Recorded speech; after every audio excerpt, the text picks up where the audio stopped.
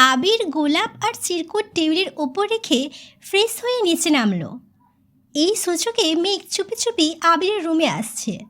চিরকুট আর ফুল যেভাবে রেখেছিল সেভাবেই আছে দেখে মেঘের প্রফুল্ল মন সহসা খারাপ হয়ে গেছে। ঠোঁট ফুলিয়ে শ্বাস ছাড়ল। আবির ভাই এখনো দেখেনি ভেবেই মেঘের আনন্দিত বদন বদলে গেছে। মাথা নিচু করে মনে মনে বিড়বিড় করতে করতে রুম থেকে বেরিয়ে ব্যালকনিতে হাঁটছে। আচমকা ভারী কিছুর সাথে কপাল ঠেকে। বডি স্প্রে তীব্র ঘ্রাণ নাকে লাগতেই আবেশে চোখ বন্ধ হয়ে আসে। সামনে দাঁড়ানো ব্যক্তিটা যে মেঘের একান্ত ব্যক্তিগত প্রিয় পুরুষ তা বুঝতে বাকি রইল না। মেঘের ইচ্ছে করছে এই প্রশস্ত বুকে মাথা রেখে সারা জীবন কাটিয়ে দিতে, কিন্তু তা সম্ভব না। অনিচ্ছা সত্ত্বেও মাথা তুলে দু কদম পেছিয়ে গেল। মেঘের দৃষ্টি তখনও আবিরের পায়ের দিকে। আবির সূক্ষ্ম নেত্রে চেয়ে রইল। মেঘের চুল খোলা, এলোমেলো হয়ে আছে চুল। মশার কামড়ে কপালের 2-3 জায়গায় দাগ হয়ে গেছে। উজ্জ্বল বর্ণের কপালে দাগগুলো লাল টকটকে দেখা যাচ্ছে। আবির খানিক ভেবে হাত দিল মেঘের সুদীর্ঘ চুলের মাঝ বরাবর। চুলের আঁক শুকিয়ে গেলেও মাঝামাঝি আর গোড়ার দিকে চুলগুলো এখনও ভেজা। আবিরের কুচকানো ভ্রুযুগল একসঙ্গে লেগে গেছে। দাঁত খিচে গম্ভীর কণ্ঠে বলে, এই অনিয়ম কি সারা জীবনই করবি? কথা শুনবি না আমার? মেঘ শশব্যস্ত চোখে তাকালো আবিরের দিকে। আবিরের ভারী কণ্ঠস্বর শুনে মেঘের মুখটা আরও চুপসে গেছে। চাউনিতির শীতলতা, মন জুড়ে তার অন্য চিন্তা ঘুরপাক খাচ্ছিল। আবির ভাই চিরকুট দেখে কিভাবে রিয়াক্ট করবেন তাই ভাবছিল। আবিরের হাত তখনও মেঘের চুলে। দ্বিতীয়বার কণ্ঠ দ্বিগুণ ভারী করে বলল, কি করলাম আমি? আগের কোনো কথাই মেঘের কর্ণকুহনে পৌঁছায়নি। এটা আবিরকে কিভাবে বলবে? নিরুপায় হয়ে মেঘ উল্টে প্রশ্ন করল, আমি কি করেছি? অসময়ে শাওয়ার নিচ্ছিস কেন? 2 দিন পর পর যে মাথা ব্যথায় ভুগিস মনে থাকে না? তোকে সকাল সকাল শাওয়ার নিতে বলেছিলাম, কথা মানিস না কেন? একদমে কথাগুলো বলল আবির। চোখে সাপ রুষ্টতা। মেঘের অনিয়ম সহ্য করতে পারে না সে। মেঘ মনে মনে উত্তর সাজাচ্ছে। কি বললে এই যাত্রায় উদ্ধার হতে পারবে সেসব ভাবছে। মেঘ উদ্বেগপূর্ণ কণ্ঠে বলল, ভার্সিটি থেকে এসে ঘুমিয়ে পড়েছিলাম, তাই একটু দেরি হয়ে গেছে। কাল থেকে শাওয়ার নিয়ে ভার্সিটিতে যাবি, মনে থাকবে? মেঘ ঘাড় কাত করে সম্মতি জানালো। ধমক খায়নি ভেবেই মনে মনে আনন্দিত হলো। আবির মেঘের চুল থেকে হাত সরিয়ে নিল। কপাল গুছিয়ে আবির পুনরায় আওড়ালো।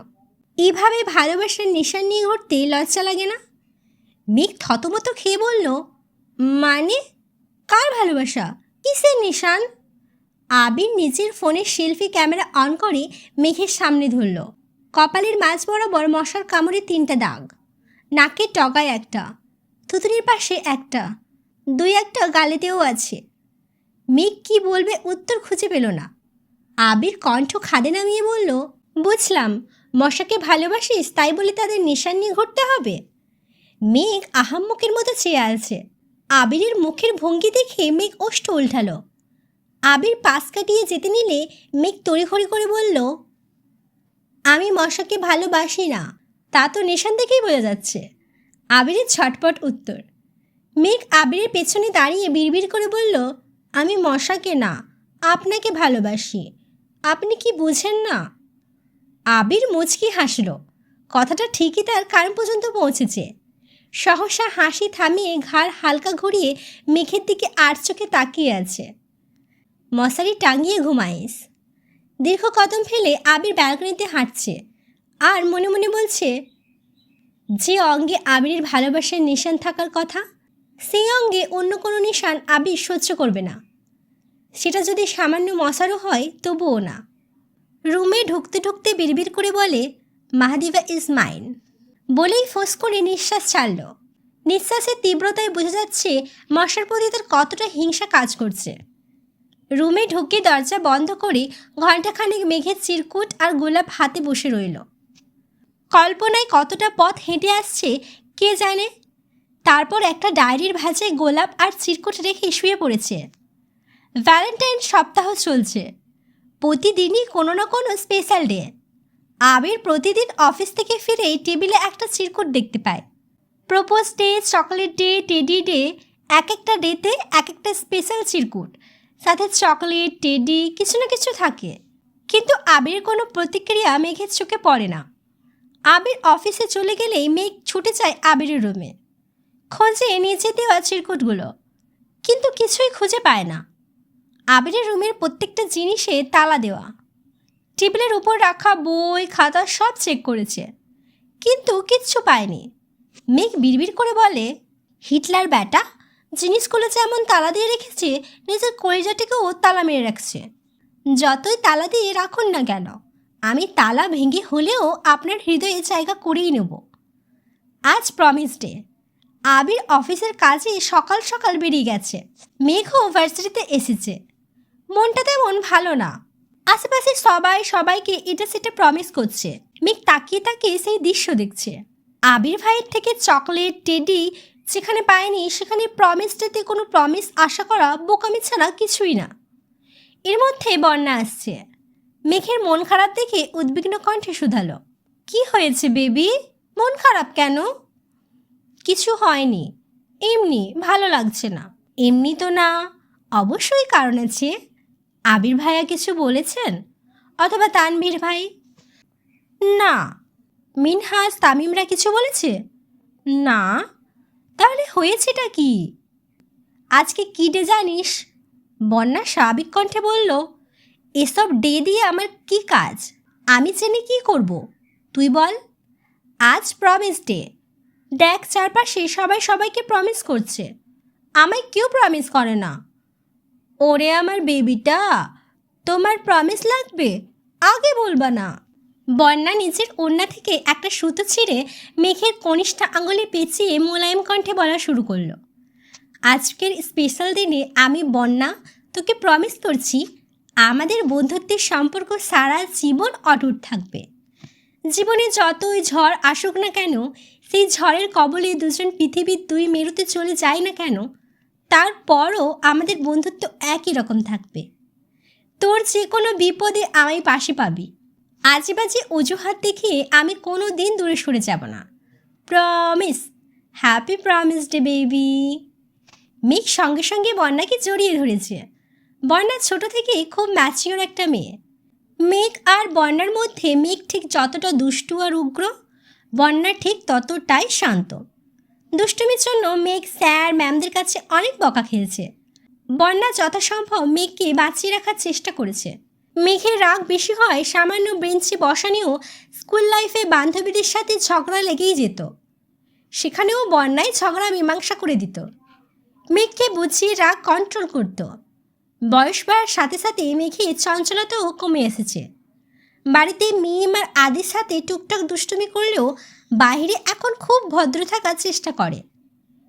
মেঘ সেই পরিস্থিতিতেই থাকুক না কেন, বন্যাকে সে চোখ বন্ধ করে ভরসা করতে পারে।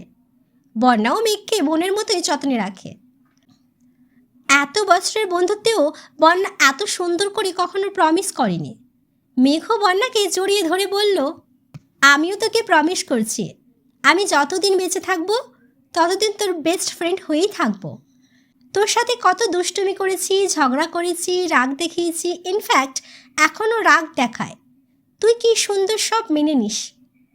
তোর মতো বান্ধবী পাওয়া সত্যিই ভাগ্যের বিষয়। আমি খুব ভাগ্য করে তোকে আমার জীবনে পেয়েছি। তোকে কখনোই হারাতে চাই না। আমি খুব ভালোবাসি তোকে। বন্যাও আহ্লাদী কণ্ঠে বলল, আমিও খুব ভালোবাসি। মিনহাজ আর তামিম দুজনে একসঙ্গে বলে উঠল, আহা গো, দুই বান্ধবীর কত প্রেম। মেঘ হাসি মুখে নিজের কনিষ্ঠ আঙুল ওদের সামনে রেখে উত্তেজিত কণ্ঠে বলল, দেখ, আমার বেষ্টু আমায় প্রমিস করেছে। মিনহাজ মাথা চুলকে বলল, ওহো, আজ তো প্রমিস ডে, মনেই ছিল না। প্রমিস করতে হবে। মেঘ উঠে যেতে যেতে বলল, আমার বেষ্টু আমায় প্রমিস করে ফেলেছে, এখন আমার আবির ভাইয়ের প্রমিস প্রয়োজন। আবির ভাই যদি একবার বলে কখনো ছেড়ে যাবে না, তাহলেই আমার জন্য যথেষ্ট। তোদের প্রমিস দিয়ে কি ঘোড়ার ঘাস কাটবো? এভাবে অপমান করলি, দেখবি তোর আবির ভাই তোকে প্রমিস করবে না, এটা আমার অভিশাপ। মেঘ হাতের কলম ছুঁড়ে মারে। কলমটা ঠিক মিনহাজের কপালে লাগে। মিনহাজ ব্যথায় উফ করে ওঠে। মেঘ রাগান্বিত কণ্ঠে বলে, সুকুনের দোয়ায় গরু মরে না, আর যদি মরে তাহলে তোকেও মরতে হবে। মেঘ ক্লাস শেষ করে বাসায় আসছে। মনটা ভীষণ অস্থির। আবির ভাইয়ের প্রতিক্রিয়া বুঝতে পারে না বলে আজ কোনো চিরকুট লেখেনি। চিন্তা করেছে সরাসরি আবিরকে বলবে। মেঘ ব্যালকনিতে দাঁড়িয়ে অপেক্ষা করছিল। সন্ধ্যার খানিক বাদেই আবির বাসায় ফিরেছে। আবির রুমে ঢুকতেই টেবিলের দিকে তাকায়। আজ কোনো চিরকুট নেই দেখে আনমনে কপাল গুটালো। ড্রেস চেঞ্জ করে শাওয়ার নিতে চলে গেছে। প্রায় 30 মিনিট পর মেঘ আবিরের রুমে আসলো। আবির তখন ড্রেসিং টেবিলের সামনে দাঁড়িয়ে ভেজা চুল ঝাড়ছিল। আগের ড্রেসিং টেবিল ভাঙার পর সেটা পাল্টিয়ে নতুন একটা আনিয়েছে। আগেরটার থেকেও এটা অনেক বেশি সুন্দর। আবির রুমে না থাকলে মেঘ প্রায় এসে ড্রেসিং টেবিলের সামনে সাজুগুজু করে, ছবি তোলে। আবিরের চুলের পানি ছিটকে গিয়ে মেঘের গায়ে পড়ে। মেঘ সেখানেই থমকে যায়। ঘাড় ঘুরিয়ে আবিরকে দেখল। আয়নায় তাকিয়ে কিছু একটা ভাবছিল। আবির হঠাৎ মেঘের উপস্থিতি বুঝতে পেরে কিছুটা নড়ে ওঠে। ঠান্ডা কণ্ঠে শুধালো, কিছু বলবি? আপনি কিছু বলবেন? না, কিছু বলার নেই। না। আজকে কী ডে বলুন তো? মনডে, মানে সোমবার। কেন? এই ডে এর কথা বলিনি। আবির আর চোখে চেয়ে শোধালো, তাহলে কোন ডে? মেঘ সূক্ষ্ম নেত্রে তাকালো। তপ্তস্বরে বলল, আপনার টেবিলের ওপর রাখা চিরকুটগুলো দেখেননি? আবির ঠাট্টার স্বরে বলল, চিরকুট তুই রাখছিলি নাকি? মেঘ লাজুক হেসে চিবুক নামিয়ে বলল, জি। আবির টেবিল থেকে ফোন নিয়ে কিছু চেক করতে করতে বলল, কি ছিল চিরকুটে? মেঘ অসহায়ের মতো চেয়ে শীতল কণ্ঠে প্রশ্ন করল, আপনি চিরকুটগুলো দেখেননি? কি জানি, খেয়াল করিনি। মেঘের তৎক্ষণাৎ মিনহাজের অভিশাপের কথা মনে পড়ে গেছে। সেই সঙ্গে আবিরের কথাটা আগুনে ঘি ঢালার মতো কাজ করেছে। মেঘের মেজাজ খারাপ হলো। রাগান্বিত কণ্ঠে বলল, আমার চিরকুটগুলো আমায় দিন, আপনার সাথে আর কোনো কথা নেই। আবির শশব্যস্ত হয়ে ফোন থেকে চোখ সরিয়ে মেঘের দিকে তাকালো। মৃদু হেসে জানালো, তোর চিরকুট কোথায় উড়ে গেছে কে জানে। রাগে মেঘের চোখ জ্বলছে। মিনহাজের দেয়া অভিশাপটা বারবার মনে পড়ছে আর তেলে বেগুনে জ্বলে উঠছে। রাগের মাথায় হুট করে বলে উঠল, আপনি আমার জীবনে কেন আসছেন? প্রত্যুত্তরে আবির বলল, আমি তোর জীবনে আসিনি, বরং তুই আমার জীবনে আসছিস। মেঘ কপাল কুঁচকে প্রশ্ন করল, কিভাবে? আবির মেঘের দিকে স্থির দৃষ্টিতে তাকায়। খানিক চুপ থেকে ঠান্ডা কণ্ঠে শুধায়, তোর জন্ম আগে হয়েছে নাকি আমার? আপনার। তো কে কার জীবনে আসছে? মেঘ চিবুক নামিয়ে বিড়বিড় করে বলল, জানি না। আবির প্রখর তপ্ত স্বরে প্রশ্ন করে, রুমে কেন আসছিলি? মেঘের পুনরায় মিনহাজের অভিশাপের কথা মনে পড়ে যায়। মেঘ রাগ অভিমান সাইডে রেখে কোমল কণ্ঠে বলল, আজকের প্রমিস ডে, তাই উইশ করতে আসছিলাম। এসব ডেটে আমি পালন করি না। কেন? আমার মতে গোলাপ দেওয়া, চকলেট দেওয়া, টেডি দেওয়ার জন্য স্পেশাল কোনো দিনের প্রয়োজন নেই। ইচ্ছে থাকলে প্রতিদিনই এসব ডে পালন করা সম্ভব। তাই বলে সামান্য উইশটাও করতে পারবেন না? আমি উইশ করলে তার চিরকুট পর্যন্ত সীমাবদ্ধ রাখতে পারবো না। কাজই কর্মে দেখিয়ে দেব। আবিরের কথা মেঘ বোঝার চেষ্টা করছে না, বরং মিনহাজের কথা মনে করে বারবার বলছে, আজকে অন্তত উইশ করুন। আর বলবো না, প্লিজ। আজ করলে কাল কি সমস্যা? এসব বাদ দিয়ে অন্য কিছু বলার থাকলে বল। মেঘ মন খারাপ করে রুম থেকে বেরিয়ে যেতে যেতে বলল, মিনহাজ, তোর অভিশাপ ফলে গেছে। আবির গম্ভীর কণ্ঠে বলল, শুন। মেঘ থমকে দাঁড়ালো। আবির ভ্রুকুচকে তাকিয়ে রইল। হঠাৎ শীতল কণ্ঠে বলল, কি প্রমিস চাস? মেঘ সহসা চোখ গোল গোল করে তাকালো। আবির পুনরায় বলল, কি হলো বল। মেঘ ভেবে চিনতে শান্ত কণ্ঠে বলল, আপনি প্রমিস করুন আমাকে আর কখনো ধমক দিয়ে কথা বলবেন না। মেঘের খুব ইচ্ছে ছিল আবিরকে বলতে যেন কখনো ছেড়ে না যায়, কিন্তু থাপ্পড়ের ভয়ে বলতে পারেনি। আবির ভারী কণ্ঠে বলল, তুই ভুল করলেও শাসন করতে পারবো না? পারবেন, তবে হুটহাট ধমক দিয়ে বলবেন না প্লিজ, আমার ভয় লাগে। আবির ঠোঁট বেঁকিয়ে হাসল, ঠোঁটে হাসি রেখেই বলল, আমি প্রমিস করছি আজকের পর অকারণে তোকে কখনো ধমক দিব না, হয়েছে? Thank you. মেঘের মায়াবী কণ্ঠে শুনে আবির আশ্চর্য নয়নে চেয়ে আছে। মেঘের চোখে মুখে উজ্জ্বলতা ফুটে উঠেছে। আবির ভাই প্রমিস ডেতে মেঘকে প্রমিস করেছে ভাবতেই হৃদয়ে তোলপাড় শুরু হয়ে যাচ্ছে। মিনহাজের অভিশাপ বিফলে গেছে ভেবেই মুখে হাসি ফুটে উঠেছে। খুশিতে গদগদ হয়ে রুম থেকে বেরিয়ে গেছে। 12 তারিখ কিস্টে ছিল। আবির জ্বর থাকাকালীন গালে কিস করার ঘটনা মনে পড়তেই মেঘ লজ্জায় 2 হাতে মুখ ঢাকল। সেই লজ্জায় চিরকুটও লিখে নিয়ে আবির বাসায় ফেরার পর থেকে আবিরের সামনেও পড়েনি। প্রমিস ডে পর্যন্ত ঠিক ছিল, কিন্তু কিস ডে, হাগ ডে এগুলো পালন করা মেঘের পক্ষে অসম্ভব বিষয়, তাই মুখ লুকিয়ে চলছে। আজ 13ই ফেব্রুয়ারি, ফাল্গুনের প্রথম দিন। অন্যান্য দিনের মতো আজও আবির, তানভীর যে যার কাজে বেরিয়েছে।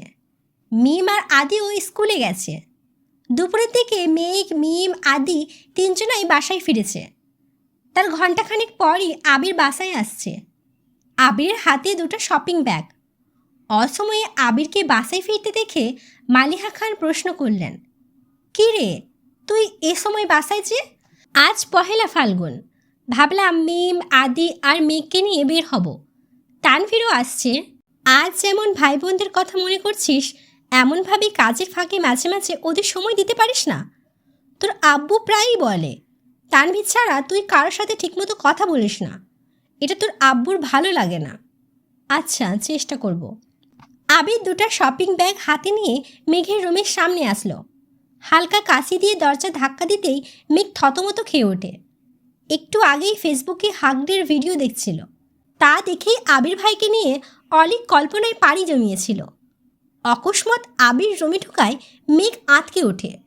ওড়না ঠিক করতে করতে তাড়াতাড়ি উঠে বসে। আবির একটা শপিং ব্যাগ মেঘের দিকে এগিয়ে দিয়ে বলল, এটাতে তোর জন্য শাড়ি আছে, কাকিয়াকে বলি শাড়িটা পরিয়ে দিবে।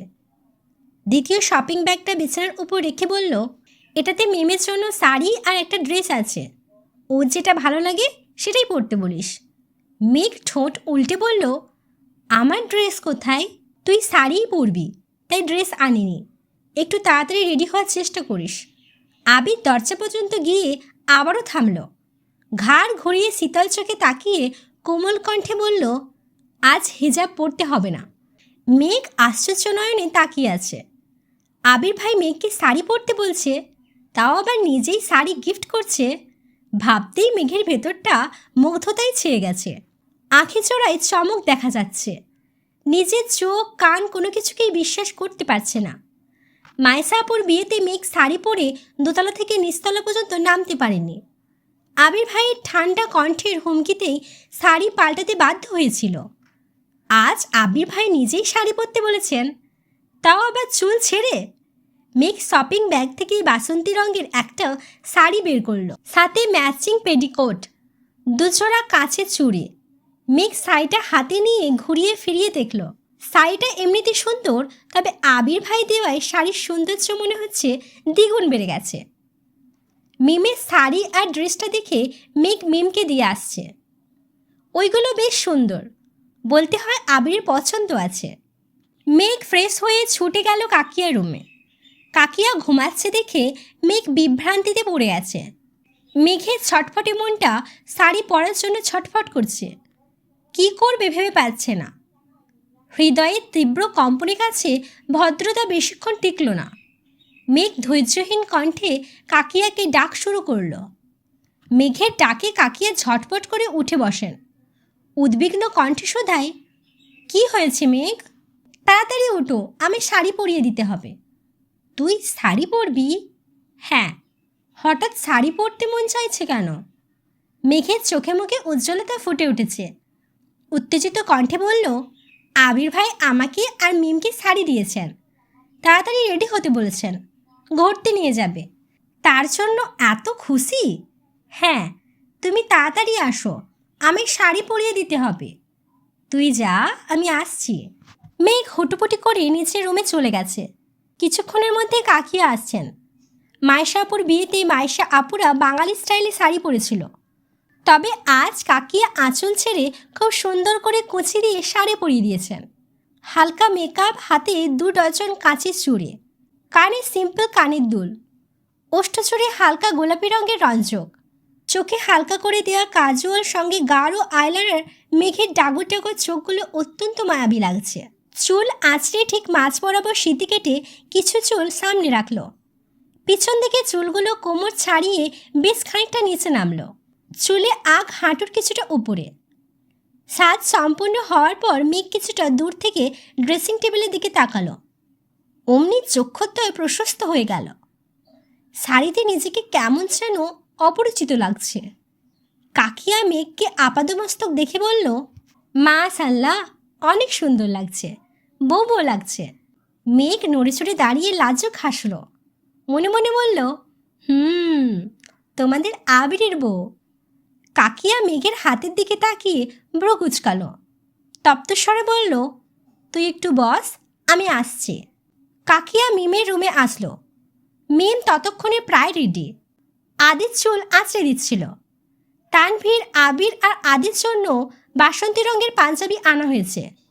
পাঞ্জাবি 3টা গতকালই তানভীর নিয়ে আসছিল। 2টা শাড়ি আর ড্রেস আজ আবির নিয়ে আসছে। তানভীর নিজেই আদির হাত মুখ ধুয়ে সাজিয়ে দিয়েছে। মিমের রুমে যাওয়ায় মিম আবারও আদির চুলগুলো ঠিকমতো আঁচড়িয়ে দিচ্ছিল। আকলিমা খান রুমে ঢুকতে ঢুকতে দেখছেন বিছানার উপর শাড়ি পরে আছে, অথচ মিম ড্রেস পরেছে। আকলিমা খান জিজ্ঞাসু চোখে দৃষ্টিতে তাকিয়ে শুধালেন, মেঘ শাড়ি পরেছে, তুই পরিসনি কেন? আমার শাড়ি পরতে ভালো লাগে না আম্মু, শাড়ি দেখলেই রাগ ওঠে। এখন রাগ উঠছে ঠিকই, শাড়ি পরার বয়স হয়নি তো, তাই। 2 দিন পর মেঘের মতো তুইও শাড়ি পরার জন্য ছটফট করবি। সে যাই হোক, তোর আলতাটা দে। মিম ড্রেসিং টেবিল থেকে আলতা বের করে আম্মুকে দিল। আকলিমা খান মেঘের 2 হাতে আর 2 পায়ে খুব সুন্দর মতনে আলতা পরিয়ে দিয়েছে। কিছুক্ষণের মধ্যেই মিম আর মেঘ নিচে নামলো। আদি রেডি হয়ে বাসা থেকে বেরিয়ে গেছে। মেইন গেট পার হতেই মেঘের নজর পড়ে বাসন্ত রঙের পাঞ্জাবি পরনে প্রিয় মানুষটার দিকে। পাঞ্জাবির হাতা কোনোই পর্যন্ত ওঠানো, হাতে কালো রঙের ঘড়ি, অনামিকা আঙুলে জলজল করছে একটা আংটি। চোখে সানগ্লাস পরে গাড়ির কাছে হেলান দিয়ে দাঁড়িয়ে ফোন চাপছিল। বাসন্তী রঙে আবির ভাইকে দেখেই মেঘের হৃদয়ে বসন্ত দোলা দিচ্ছে। বুকের ভেতর হৃৎপিণ্ডটা ছুটছে এদিক বিদিক। বদলে গেল মেঘের অভিপ্রায়। চোখ দুটো প্রেমানুভূতিতে চকচক করছে। আবির ভাইকে এভাবে দেখেই মেঘের হার্টবিট থমকে গেছে। মেঘ মনে মনে নিজেকে আওড়ালো, আর কতবার কতভাবে আপনি আমার ছোট্ট হৃদয়ে অগ্নিকাণ্ড চালাবেন। মিমের ডাকে মেঘের মনোযোগ সরে, দৃষ্টি নামিয়ে নেয়, কুচিগুলো ধরে আস্তে ধীরে পা বাড়ায়। তখনই আবিরের দৃষ্টি পড়ে আলতারঙ্গা পায়ের দিকে। অমনি বুকের ভেতরটা মোচড় দিয়ে উঠেছে। আলতারঙ্গা পায়ের মালিক যে আবিরের হৃদয়ের রানী। আলতায় রাঙানো পা এই নিয়ে দ্বিতীয়বার দেখছে। প্রথমবার দেখেছিল মায়েশা আপুর বিয়েতে। আবির মেঘের পা থেকে মাথা অবধি দেখল। আবিরের হৃদয়ের অন্তঃস্থল জুড়ে অস্থিরতা কাজ করছে। বাসন্তী রঙা শাড়ি, সুদীর্ঘ ঘন কালো চুল, মায়াবী 2 আঁখি, সদ্য ফোটা রঙিন হাসিতে মন্ত্রমুগ্ধ আবির সম্মোহিত দৃষ্টিতে তাকিয়ে আছে মেঘের দিকে। শাড়িতে মেঘকে দেখে কেউ বলবেই না এই মেয়ের বয়স 18, কিছুদিন পর 19-এ পা দিবে। মেঘকে দেখে মনে হচ্ছে 22-23 বছরের যুবতী মেয়ে। মেঘকে দেখে অজানা শিহরণে আবিরের শরীরে ঝাঁকুনি দিয়ে ওঠে। বক্ষস্থলের ইতস্ততা কাটানোর সাধ্য তার নেই। আবিরের হৃদয়টাকে ক্ষত বিক্ষত করার অস্ত্র আবির নিজেই মেঘের হাতে তুলে দিয়ে এসেছে। জেনে বুঝে নিজেকে ধ্বংসের ডান প্রান্তে নিতে যাচ্ছে আবির। জোরালো হৃৎস্পন্দনের শব্দ আবিরের কান পর্যন্ত পৌঁছাতেই আবির ঢোক গিলল। আকাশের দিকে তাকিয়ে দীর্ঘ নিঃশ্বাস ছাড়ল। চোখ বন্ধ করে খানিক ভাবল। চোখ মেলে তাকাতেই আবিষ্কার করল মেঘ আবিরের থেকে ঠিক 1 হাত দূরে দাঁড়ানো। এত কাছাকাছি দাঁড়ানোতে মেঘের গায়ের গন্ধ আবিরের নাসারন্ধ্র পর্যন্ত পৌঁছে গেছে। এই ঘ্রাণ আবিরকে বারবার মাতাল বানাতে সক্ষম। মেঘ সমুদ্র কণ্ঠে বলে, কি হয়েছে আপনার? আবির সম্মোহিত দৃষ্টিতে তাকিয়ে শীতল কণ্ঠে বলে, হয়নি, তবে হবে। কি হবে? তোর মাথা, গাড়িতে উঠ। মেঘ ভেঙচি কেটে চুপচাপ গাড়িতে গিয়ে উঠল। মিম, মেঘ, আদি তিনজনেই পেছনে বসেছে। আবির ড্রাইভিং সিটে বসেছে, তানভীর তার পাশেই বসেছে। গাড়ি স্টার্ট দিল। 10 মিনিটে কম করে হলেও 50 বার গাড়িতে থাকা আয়নাতে মেঘকে দেখেছে। আরও 5 মিনিট যাওয়ার পর আবির আচমকা গাড়ির সাইড করে থামালো।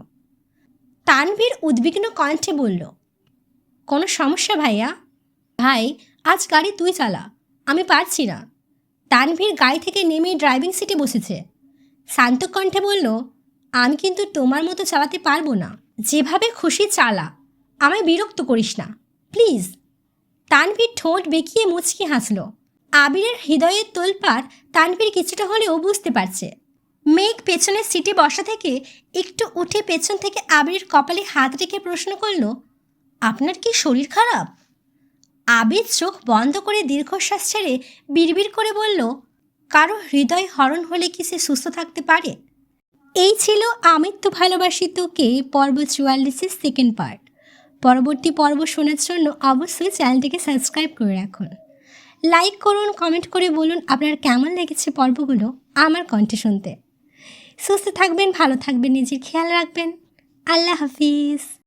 আবিরের বেসামাল অবস্থা দেখে তানভীর মৃদু হেসে ঠাট্টার স্বরে মেঘকে বলল, ভয় পাইস না, ভাইয়ার মনে আরশোলা কামড় দিচ্ছে, এজন্য অস্থির লাগছে সব কিছু। ঠিক হতে একটু সময় লাগবে। মিম আর আদি দুজনে একসঙ্গে চেঁচিয়ে উঠল, গাড়িতে আরশোলা আছে? কই আরশোলা? আল্লাহ বাঁচাও! ওদের নাচানাচিতে তানভীর গাড়ির সাইড করে পেছন ফিরে তাকালো। তেজস্ফূর্ত গম্ভীর কণ্ঠে শোধালো, আমি কি একবারও বলছি গাড়িতে আরশোলা আছে? আদি আর্তনাদ করে বলল, তুমি না বললা ভাইয়াকে আরশোলা কামড় দিচ্ছে? তানভীর উদাস ভঙ্গিতে বলল, ভাইয়াকে কখন কোথায় আরশোলা কামড়াইছে কে জানে? তোরা চুপচাপ বস, গাড়িতে আরশোলা নেই। তারপরও লাফালাফি করলে আরশোলার গাড়িতে ফেলে দিয়ে আসবো। আবির তখনও চোখ বন্ধ করে বসেছিল। তানভীর এবার আবিরের দিকে তাকিয়ে এক গাল হেসে বিড়বিড় করে বলল, ভাইয়া, ব্যথা কি বেশিই লাগছে? হাসপাতালে নিয়ে যেতে হবে। আবির সহসা চোখ খুলল, আর চোখে তানভীরের দিকে তাকালো, কিন্তু কোনো রিয়াকশন দেখালো না। তানভীর তখনও হেসেই যাচ্ছে। তানভীর পুনরায় ডাকল। আবির শুধু ভ্রু নাচালো। তানভীর ঠোঁট বেঁকিয়ে হেসে বলল, চোখ বন্ধ করে জোরে নিঃশ্বাস ছাড়ো আর বলো, অলওয়েজ ওয়েল। দেখবা একটু শান্তি লাগছে। আবির ভ্রু গুটিয়ে তাকালো। তানভীরের হাসি দেখে আবিরও খানিক হাসল। তারপর তপ্তস্বরে বলল, মজা নিচ্ছিস? তানভীর সশব্দে হেসে উত্তর দিল, একদমই না। আবির ভারী কণ্ঠে বলল, দিন আমারও আসবে, তখন বুঝাবো কত ধানে কত চাল। চুপচাপ গাড়ি স্টার্ট দে। তানভীরও আর কিছু বলল না, ঠোঁটের কোণে হাসি রেখে গাড়ি স্টার্ট দিল। মাইশাপুর বিয়েতে মেঘকে শাড়ি পরা দেখে আবির সারা রাত ঘুমাতে পারেনি। সাকিব তানভীরকে সবই বলেছে। তখনকার অবস্থা তানভীর স্বচক্ষে না দেখতে পারলেও এখনের অবস্থা ঠিকই দেখতে পারছে। গাড়িতে এসি চলছে, তারপরও আবির ঘামছে, স্থির থাকতে পারছে না। একবার টিস্যু দিয়ে চোখ মুখ মুছছে, সানগ্লাস খুলে সামনে রাখছে, আবার চোখে দিচ্ছে, এই ফোন বের করছে, আবার পানি খাচ্ছে। বুকের বাঁ পাশে অবস্থিত হৃৎপিণ্ডটা অবিরত কাঁপছে। কথায় আছে, শাড়িতেই নারী। যে অষ্টাদশী জামা পরে পিচ্ছি মেয়ের মতো সারা বাড়ি ছুটোছুটি করত, সে আজ শাড়ি পরে পরিপূর্ণ নারী রূপে আবিরের সামনে আসছে। মায়াবিনী তো জানে না, তার মায়ার জালে আবিরের মনটা বন্দি হয়ে আছে বহু বছর ধরে। নারীরূপী মায়াবিনীকে অনন্তকাল দেখার স্বাদ জাগছে আবির অন্তরে। ইচ্ছে তো অনেক কিছুই করছে। মায়াবিনী দু গাল স্পর্শ করে চোখে চোখ রেখে মায়াবিনীর সমুদ্রের ন্যায় গভীর দুচোখে চিরকালের জন্য ডুবে যেতে। কপালে আলতোভাবে নিজের ঠোঁট ছোঁয়াতে, হৃদয়ে জমানো নিবরদি ভালোবাসার এক খণ্ডে মায়াবিনীর উদ্বেলিত মনটাকে শান্ত করতে, মায়াবিনীর চোখে চোখ রেখে 7 সমুদ্র পাড়ি দিতে, নীল আকাশ, অগণিত পাখি আর সমুদ্রের সুবিশাল জলরাশিকে সাক্ষী রেখে বলতে, আমি তো ভালোবাসি তোকে। আবির সিটের সঙ্গে হেলান দিয়ে বসে আছে, দৃষ্টি তার গাড়ির মিররে। পেছনের সিটে বসা অষ্টাদশীকে আপন মনে দেখেই চলেছে। হঠাৎই ঠোঁটের কোণে এক চিলতে হাসির ঝলক দেখা গেল। কেন হাসল কে জানে। এদিকে মেঘ শাড়ি ঠিক করায় ব্যস্ত। প্রথমবার এভাবে শাড়ি পরেছে। বারবার মনে হচ্ছে এদিকে ওদিকে খুলে যাচ্ছে, তাই সেসব চেক করায় ব্যস্ত। স্বাভাবিক হয়ে বসতেই মিররে চোখ পড়ে। আবিরের সঙ্গে চোখাচোখি হতেই মেঘ সঙ্গে সঙ্গে চোখ নামিয়ে নিয়েছে। সহসা মেঘ ভ্রু কুঁচকায়। এক মুহূর্তের জন্য থমকে গেছে সব কিছু। মাথা ভর্তি হাজারো ভাবনার মধ্যে একটা ভাবনা হৃদয়ে আঘাত করে, আবির ভাই কি আমায় দেখছেন? মেঘ সঙ্গে সঙ্গে আবারও মিররে তাকায়। ততক্ষণে আবির চোখে সানগ্লাস পরে ফেলেছে। তা দেখে মেঘের কুচকানো ভ্রুযুগল আবারও কুচকে আসে। সূক্ষ্ম নেত্রে তাকিয়ে থাকে বেশ খানিকক্ষণ। মনে মনে ভাবছে, ওই একচোরা চোখ কি আমায় দেখে থমকে গিয়েছিল? শুধু কি দৃষ্টি আটকে গেছিল, নাকি দৃষ্টির সঙ্গে অন্তরতম আঁচলও? ভাবতেই মেঘের ওষ্ঠদ্বয় প্রশস্ত হলো। হৃদয়ে জমানো অনুভূতিরা চোখে উপচে পড়ছে। আবির ভাই তাকে দেখে মুগ্ধ হয়েছে ভেবেই মেঘের মন প্রজাপতির মতো উড়ে বেড়াচ্ছে। মেঘ নিজেকে আওড়ালো। ওনার কোমল প্রাণ চাহনি কি কিছু বলতে চাইছিল? তবে কি আবির ভাইয়ের মনেও আমার জন্য অনুভূতি জন্মাচ্ছে? বাকিটা পথ মেঘ আবিরের চিন্তাতেই মগ্ন থেকেছে।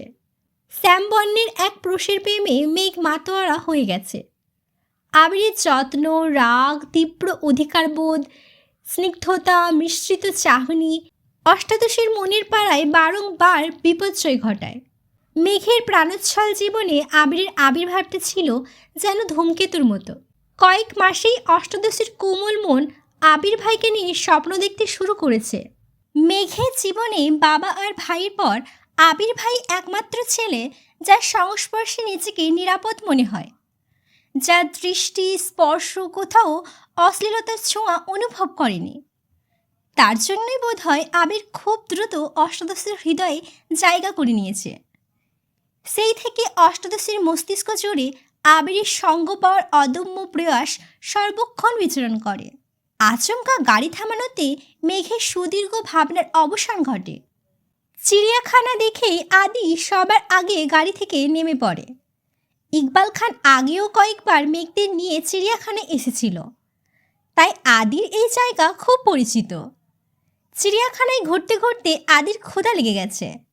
আদির সঙ্গে মিমো জানালো তারও ক্ষুধা লাগছে, কিন্তু মেঘের সেসবে মনোযোগ নেই। তার মন মস্তিষ্ক জুড়ে শুধুই আবির ভাই ঘুরপাক খাচ্ছে।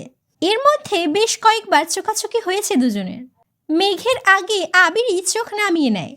চিড়িয়াখানা থেকে বের হতেই তানভীর ঠান্ডা কণ্ঠে বলল, ভাইয়া তুমি বনুকে নিয়ে বোটানিক্যাল গার্ডেনে যাও, আমি সবার জন্য খাবার নিয়ে আসছি। মিম আর আদিও তানভীরের কাছেই রয়ে গেছে। আবির দুটার টিকিট কেটে মেঘকে নিয়ে ভেতরে ঢুকলো। এ যেন গাছের সাম্রাজ্যে ঢুকে পড়েছে। চারপাশে শুধু সবুজ আর সবুজ। প্রায় 48 হেক্টর জায়গা জুড়ে অবস্থিত এই উদ্ভিদদের সাম্রাজ্য। মেঘ আবিরের পিছু পিছু হাঁটছে আর চারপাশের পরিবেশ দেখছে। হঠাৎ কি মনে করে মেঘ হাঁটার গতি বাড়িয়ে আবিরের পাশাপাশি এগিয়ে গেল। আবিরের সাথে তাল মেলানোর চেষ্টা করছে। আবির যেখানে পা ফেলছে সমান দূরত্বে মেঘেও পা ফেলার চেষ্টা করছে। আবিরের হাঁটার গতি বেশি হওয়ায় মেঘ শাড়ি পরে ঠিক কুলাতে পারছিল না। আবির আর চোখে চেয়ে মেঘের পাগলামি দেখে মুচকি হাসল। পকেট থেকে ফোন বের করতে করতে হাঁটার গতি কমিয়ে আনল। দুই জোড়া পা এখন সমান তালে এগিয়ে যাচ্ছে। বাসন্তী রঙের পাঞ্জাবিতে আবির, তার সঙ্গে বাসন্তী রঙের শাড়িতে মেঘকে বেশ মানিয়েছে। লম্বাটে আবিরের পাশে মেঘকে আজ খুব একটা পিচ্ছি লাগছে না। শাড়ির সঙ্গে হিল জুতাতে বেশ বড়ই লাগছে মেঘকে। তানভীর কল দেওয়ায় আবিরের গতি কিছুটা কমে গেছে। মেঘ সামনে চলে গেছে। পাশ দিয়ে 3-4টা ছেলে যাচ্ছিল। তাদের মধ্যে একজন ঠাট্টার স্বরে বলে উঠল, কী রে মামা, আজকাল পরীরা আসমান থেকে নেমে বোটানিক্যাল গার্ডেনে ঘুরতে আসছে নাকি? দ্বিতীয়জন বলল, রে মামা, আমারও তো তাই মনে হচ্ছে। চুলগুলো দেখছিস, জোশ না? আসলেই জোশ। এমন একটা মেয়ে যদি আমার গার্লফ্রেন্ড হতো। আচমকা ছেলেগুলোর মুখ বন্ধ হয়ে গেছে। মেঘ আবিরের দিকে তাকাতেই দেখলো আবির ফোন চাপছে। মেঘ ঘাড় ঘুরিয়ে আবারও ছেলেগুলোর দিকে তাকালো। ততক্ষণে ছেলেগুলো মাথা নিচু করে চলে যাচ্ছে। মেঘ আবিরের অভিমুখে চেয়ে আছে। আবির ফোন থেকে চোখ তুলতেই মেঘের চোখে চোখ পড়ে। আবির ভ্রু নাচাতেই মেঘ কপাল কুঁচকে প্রশ্ন করল, আপনি ছেলেগুলোকে কিছুই বললেন না কেন? আজ কিছু বলার মুড নেই। মেঘ উদ্বিগ্নে কণ্ঠে শুধালো, এত পরিবর্তন কিভাবে সম্ভব? আবির ঠোঁট বেঁকিয়ে হাসল, মৃদু স্বরে বলল, ফাল্গুনের প্রথম দিন, আমি আমাকে সময় দিতে এসেছি। এসব ছেলেদের সাথে কথা বাড়িয়ে নিজের অবস্থান নষ্ট করতে চায় না। তাই বলে কিছুই বলবেন না? তুই কী চাস এখন? ছেলেগুলোকে ধরে পিটায়? তাহলে তো শান্তি লাগবে। মেঘ গাল ফুলিয়ে বলল, জানি না। মেঘের মনে অভিমান জমেছে। একদিন এক ছেলে মেঘের হাত ধরেছিল বলে আবির অফিস থেকে এসে মাঝ রাস্তায় ছেলেটাকে মেরেছিল।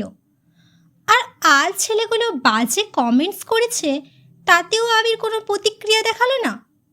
মেঘের মনে আবারও দুশ্চিন্তা ঢুকে গেছে। আবির ভাইয়ের এই পরিবর্তন মানতে পারছে না সে। ছেলেগুলোকে একটা ধমক দিলেও মেঘ মানসিক শান্তি পেত। আবিরের পিছু পিছু হাঁটতে হাঁটতে অনেকটা দূর চলে গেছে। অকস্মাৎ মেঘের নজর পড়ে সামনে গাছের নিচে একটা কাপল বসে আছে। মেঘ আবিরের মনোভাব বোঝার জন্য ওই দিকে দেখিয়ে বলল, জায়গাটা অনেক সুন্দর, তাই না? মেঘের দৃষ্টি অনুসরণ করে আবিরও সেদিকে তাকিয়েছে। কাপেলটাকে দেখে আর চোখে মেঘের দিকে তাকালো। মেঘ খুব মনোযোগ সহকারে কাপেলটাকে দেখছে। আবির গলা খাকারি দিয়ে অন্যদিকে তাকিয়ে ঠান্ডা কণ্ঠে বলল, হ্যাঁ, অনেক সুন্দর। মেঘ একটু ভারী কণ্ঠে বলল, ওই দিকে না, এদিকে দেখতে বলছি। মেঘ ইনডাইরেক্টলি আবিরকে কাপেলটাকে দেখাতে চাইছে। আবির বুঝেও না বোঝার মতো ভান করছে আর মিটিমিটি হাসছে। আবির এবার কাপেলটার দিকে তাকালো, খানিক বাদে প্রশ্ন করল, তুই তো বোটানির স্টুডেন্ট, ওরা যে গাছটার নিচে বসে আছে ওই গাছটার বৈজ্ঞানিক নাম কি বল? মেঘ আহাম্মকের মতো তাকিয়ে আছে। ই কেমন মানুষ, বুঝাচ্ছে কি আর বেটাই বুঝছে কি? মনে প্রেম ভালোবাসা নাই, ঠিক আছে, তাই বলে ঘুরতে এসেও পড়াশোনা? এটা কেমন কথা? আবির মেঘের দিকে তাকিয়ে পুনরায় প্রশ্ন করল, কি হলো, জানিস না? জানবো না কেন? এটার বৈজ্ঞানিক নাম মেগালেমোফাইটা সেরাটো অ্যাবিরোপটেরিস। আবির হাঁ করে তাকিয়ে আছে। মেঘের মাথায় আস্তে করে গাঁটটা দিয়ে আবির বলল, এটা টার্মিনালিয়া অর্জুনা। কি পড়াশোনা করিস, এটাও জানিস না? আরেকটা গাছের দিকে দেখিয়ে পুনরায় বলল, ওই গাছটার নাম কি বল? মেঘ ফোঁস করে শ্বাস ছেড়ে রাগী স্বরে বলল, বোটানিতে পড়ি বলে যেখানেই যাই সেখানেই শুধু বৈজ্ঞানিক নাম ধরতে হবে? আমি কি এখানে পড়তে আসছি? তাহলে কেন আসছিস? বেড়াতে আসছি। বেড়াতে আসছিস বেড়া, এদিক সেদিক নজর আটকায় কেন? আবির ঘুরিয়ে ফিরিয়ে হলেও বুঝিয়ে দিয়েছে ওই কাপেলটাকে দেখা আবিরের ভালো লাগেনি।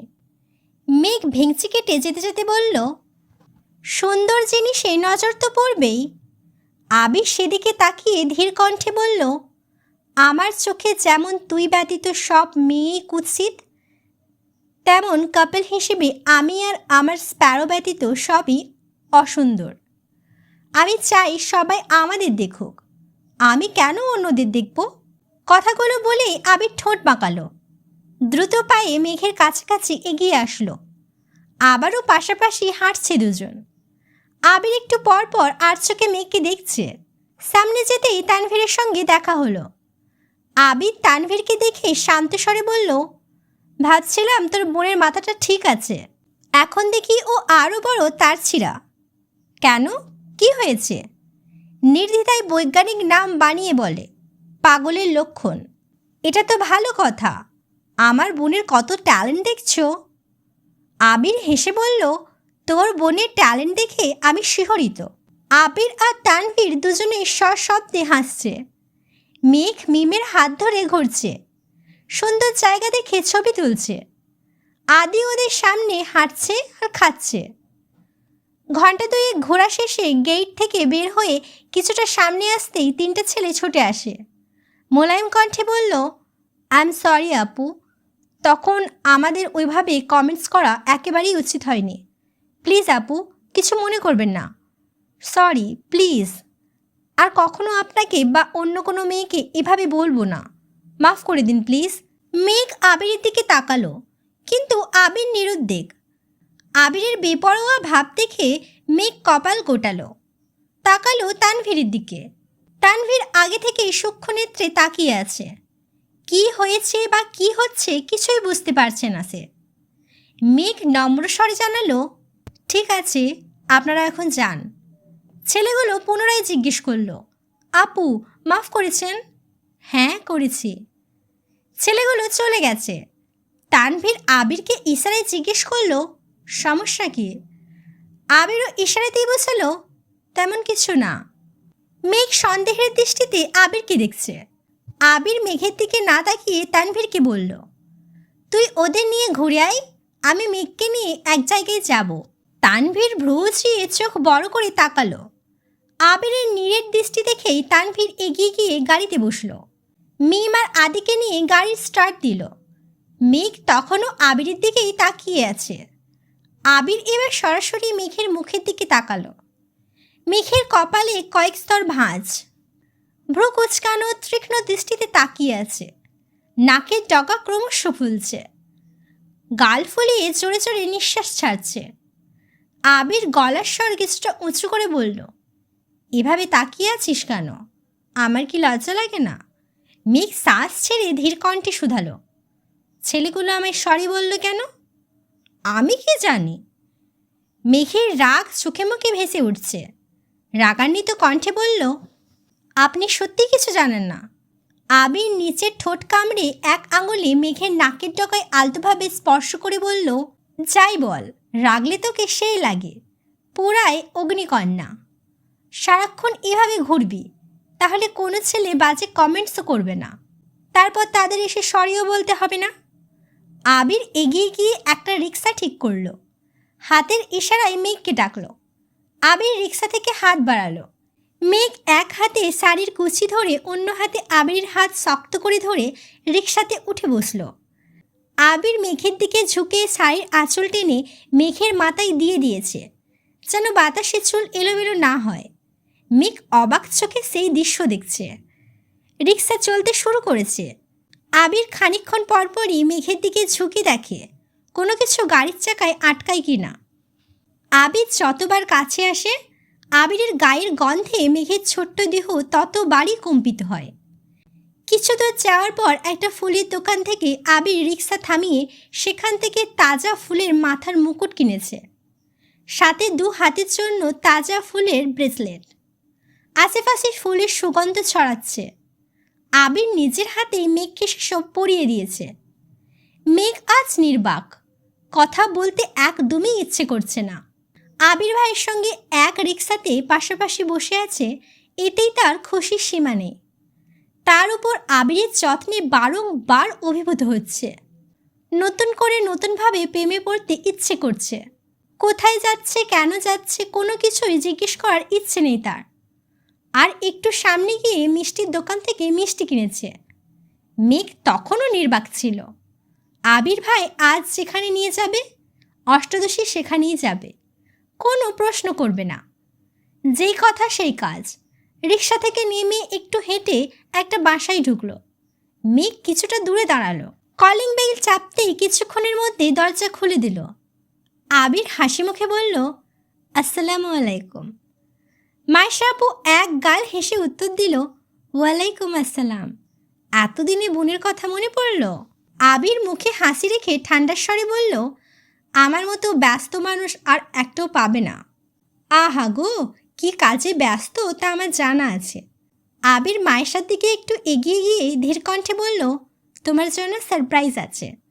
মায়েশা উত্তেজিত কণ্ঠে প্রশ্ন করল, কি সারপ্রাইজ? আবির কণ্ঠস্বর উঁচু করে ডাকল, এই যে ম্যাম, আসুন। মেঘ গুটি গুটি পায়ে দরজা পর্যন্ত আসতেই মেঘকে দেখে মায়েশা দু হাতে নিজের দুগালে হাত রাখল। মেঘকে আপাদমস্তক দেখে দরজার বাইরে এসে মেঘকে জড়িয়ে ধরে। মেঘ ও মায়েশা আপুকে দেখে অবাক হয়ে গেছে। আপুর বিয়ের পর আজই আপুকে দেখছে। আবির অবশ্য আগেও এসেছে, বাসাও আবিরই ঠিক করে দিয়েছিল। মেঘ জিজ্ঞেস করে, ভাইয়া কোথায়? ও বের হয়েছে, চলে আসবে এখনই। তোমরা ভেতরে এসে বসো। মেঘ ঘুরে ফিরে বাসাটা দেখছে। আবির ঠান্ডা কণ্ঠে মায়েশাকে বলল, আমি কিন্তু আমার কথা রেখেছি, শাড়ি পরিয়ে তোমার সামনে এনেছি। মায়েশা আবিরকে বিড়বিড় করে বলল, তার জন্য অসংখ্য ধন্যবাদ, কিন্তু প্রেমিকা না, আমি তাকে তোর বউ হিসেবে দেখতে চাই। ভালোবাসার অভাবে আমার ভাইয়ের মুখটা কেমন শুকিয়ে গেছে। আহারে! আবির ঠোঁট ফুলিয়ে অভিযোগের স্বরে বলল, তুমিই একমাত্র বুঝছো। মেঘের দিকে তাকিয়ে বলল, আর কেউ তো বুঝেই না। মায়েশা হাসতে হাসতে বলল, দাঁড়া, বলে দিচ্ছি। এই না আপু, প্লিজ বলো না। ততক্ষণে মেঘ এসে সোফায় বসতে বসতে বলল, কি হয়েছে আপু? মায়েশা মুখে হাসি রেখেই বলল, মেঘ, তোমাকে আজ অনেক সুন্দর লাগছে। মাশাআল্লাহ, সাবধানে থেকো, তোমাকে দেখে কারোর হার্ট অ্যাটাক না হয়ে যায়। তোমরা বসো, আমি নাস্তা নিয়ে আসি। একটু পর মায়েশা আপুর হাজব্যান্ড বাসায় আসছেন। কিছুক্ষণ আড্ডা দিয়ে নাস্তা করে আবির মেঘকে নিয়ে বের হলো। মায়েশা মেন গেট পর্যন্ত এগিয়ে এসে উচ্চস্বরে বলল, আবির, মেঘের শাড়ির কুচিগুলো ঠিক করে দে। মেঘ আর আবির দুজনই অবাক চোখে মায়েশার দিকে তাকালো। মায়েশা স্বাভাবিক কণ্ঠে পুনরায় বলল, কি হলো, ঠিক করে দে। মায়েশার কথা মতো আবির হাঁটু গেড়ে বসে আস্তে ধীরে কুচিগুলো ঠিক করে দিচ্ছে। মেঘ বিপুল চোখে তাকিয়ে এসে দৃশ্য দেখছে। হাত পা কাঁপছে মেঘের।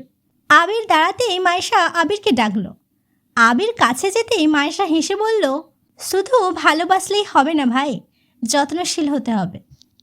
আবির মুচকি হেসে বলল, বিয়েটা করতে দাও, যত্ন কি, কাকে বলে, কত প্রকার, বিস্তারিত দেখতে পারবা। আসছি। আবির মেঘকে নিয়ে বাসার উদ্দেশ্যে রওনা দিয়েছে। অন্যদিকে তানভীর, মিম আর আদিকে নিয়ে ঘুরতে ঘুরতে বন্যাদের বাসার এদিকে আসছে। আবিরের চোখে প্রেমানুভূতি দেখে তানভীরেরও খুব ইচ্ছে করছিল বন্যাকে দেখতে, কিন্তু হুটহাট বন্যাকে কল দেওয়াটা নিজের কাছে খারাপ লাগে। ছোট বোনের বান্ধবীকে কল দিয়ে কি বলবে, সেটা বোনের কান পর্যন্ত কিভাবে পৌঁছাবে তা ভেবেই কল করার সাহস পায় না। তানভীর ধীর গতিতে গাড়ি চালাচ্ছে আর আশেপাশে তাকাচ্ছে। আঁখি চোরা অনবরত তাকেই খুঁজছে। মিম শোধালো, ভাইয়া, আমরা এদিকে কেন আসছি? আমাদের বাসা তো এদিকে না। ঘুরতে আসছি, চুপচাপ বসে থাক। কিছুটা এগিয়ে যেতেই হঠাৎ চোখে পড়ল হলুদ সালোয়ার কামিজ পরনে একজনের দিকে। মাথায় সাদা ওড়না, ঠোঁটে হালকা লিপস্টিক। আপন মনে ঝালমুড়ি খাচ্ছে। সিওর হওয়ার জন্য একটু এগিয়ে গেল। গাড়ি থামালো বন্যার কাছাকাছি এসে। গাড়ির হর্নের শব্দে বন্যা ঘাড় ঘুরিয়ে তাকাতেই তানভীরের হৃদয়ে ছুরির ন্যায় কিছু ঢোকার মতো অনুভূতি হলো। বন্যার দু চোখে গাঢ় করে কাজল দেওয়া, বাসন্তী রঙের জামা আর সাদা ওড়নাতে অসম্ভব সুন্দর লাগছে বন্যাকে। তানভীরের দৃষ্টি সরছেই না। ভেতর থেকে মিম বন্যাকে দেখে বলে উঠল, ভাই দেখো, বন্যা আপু। এতে তানভীরের হুঁশ ফিরে। মিম আর আদি যে তানভীরের সাথে ছিল এটা তানভীরের মনেই ছিল না। তানভীর শক্ত স্বরে বলল, তোরা বস, আমি আসছি। তানভীর বের হয়ে একটু সামনে এগিয়ে গেল। বন্যা মৃদু হেসে প্রশ্ন করল, আপনি এখানে? এমনিতেই আসলাম। বন্যা নিজের হাতে ঝালমুড়ির দিকে তাকিয়ে আবারও তানভীরকে দেখে আস্তে করে বলল, ঝালমুড়ি খাবেন? না, খাও তুমি। কয়েক মুহূর্তের নিস্তব্ধতা কাটিয়ে তানভীর শোধালো, বাসা থেকে এত দূরে ঝালমুড়ি খেতে আসছো? বন্যা এবার একটু শব্দ করেই হাসল। এপাশ ওপাশ মাথা নেড়ে বলল, না, ঘুরতে বের হয়েছিলাম। আপু আর ভাই একটু সামনে গেছে, তাই আমি ঝালমুড়ি খাচ্ছিলাম। বন্যা ঘাড় ঘোরাতেই ঠোঁটচোরা আবারও প্রশস্ত হলো। স্বাভাবিক কণ্ঠে বলল, ওই তো আবার চলে আসছে। ওনারা আসতেই বন্যা বোনের সঙ্গে পরিচয় করিয়ে দিল। যদিও তানভীর আগে একবার বন্যাদের বাসায় গিয়েছিল, কিন্তু তখন বড় আপুর সঙ্গে দেখা হয়নি। তানভীর একটু থতমত খেয়েছে, তবুও স্বাভাবিক থাকার চেষ্টা করছে। তানভীর সহজ স্বরে বলল, আসসালামু আলাইকুম আপু, কেমন আছেন? আলহামদুলিল্লাহ ভালো, আপনি কেমন আছেন? আলহামদুলিল্লাহ ভালো। আমি মেঘের বড় ভাই। চিনতে পারছি, আপনার কথা অনেক শুনি। আপনি নাকি খুব রাগী? তানভীরের মুখের হাসি মুহূর্তে গায়েব হয়ে গেছে। কি বলবে বুঝে উঠতে পারছে না। বন্যার আপু পুনরায় প্রশ্ন করলেন, তা আমাদের এদিকে কি মনে করে?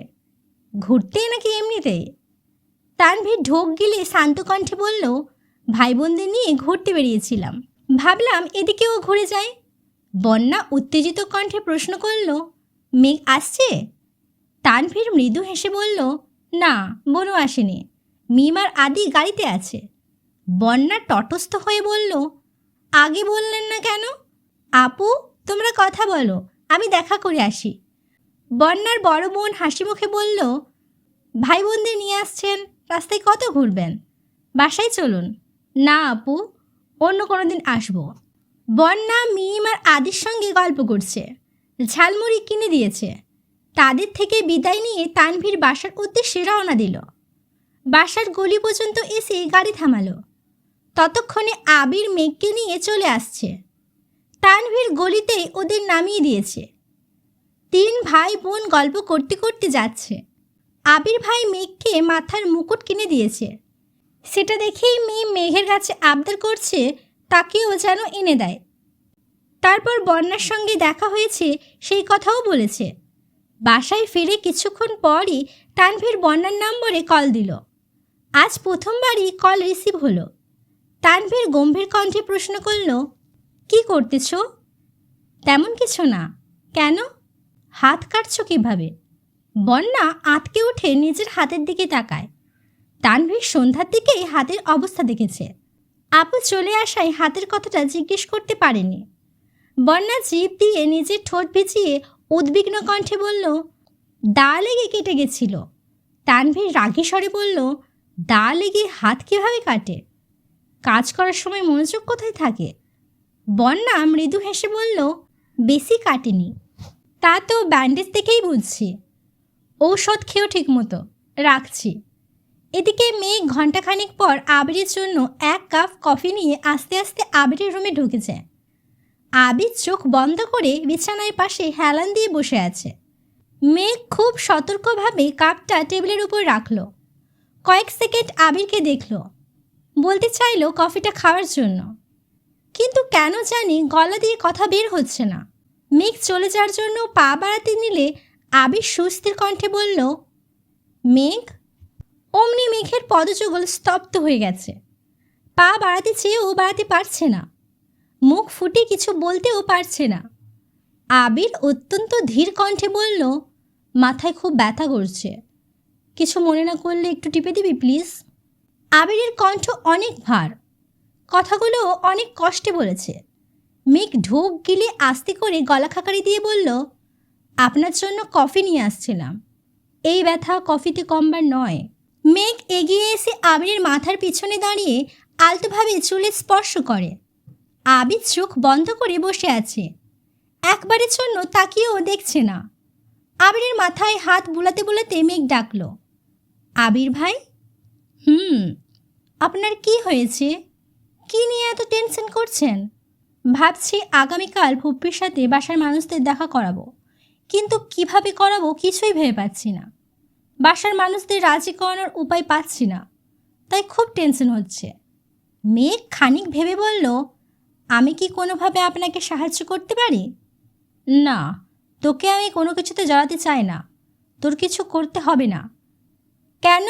ফুপ্পি কি আপনার একার নাকি? ফুপ্পিকে বাসায় ফেরানোর দায়িত্ব একা আপনার না, এ দায়িত্ব আমারও। আমার মাথায় একটা প্ল্যান আছে। বলি? বল। মেঘ আবিরের কানের কাছে বিড়বিড় করে সব প্ল্যান জানালো। তা শুনে আবির তপ্ত স্বরে বলল, আমি বললাম তো তোকে আমি এই ঘটনায় জড়াতে চাই না। কেন বুঝতে চাইছিস না? কিছু হবে না আমার। আপনিই তো বলেন আমি এই বাড়ির রাজকন্যা। রাজকন্যার কথা কে অমান্য করবে শুনি?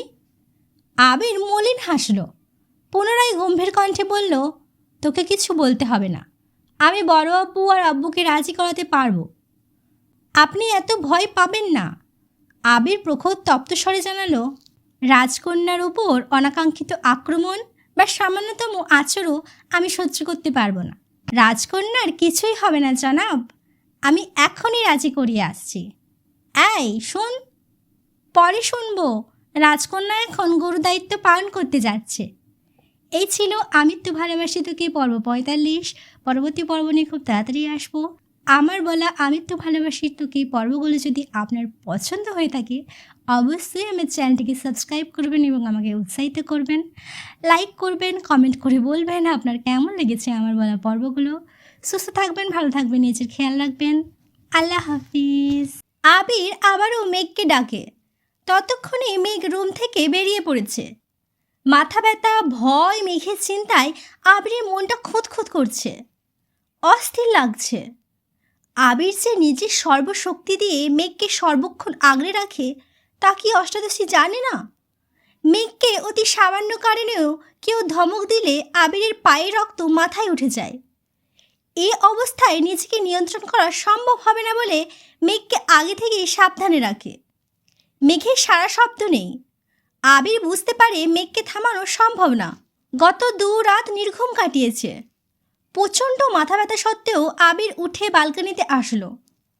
ততক্ষণে মেঘ নিচে চলে গেছে।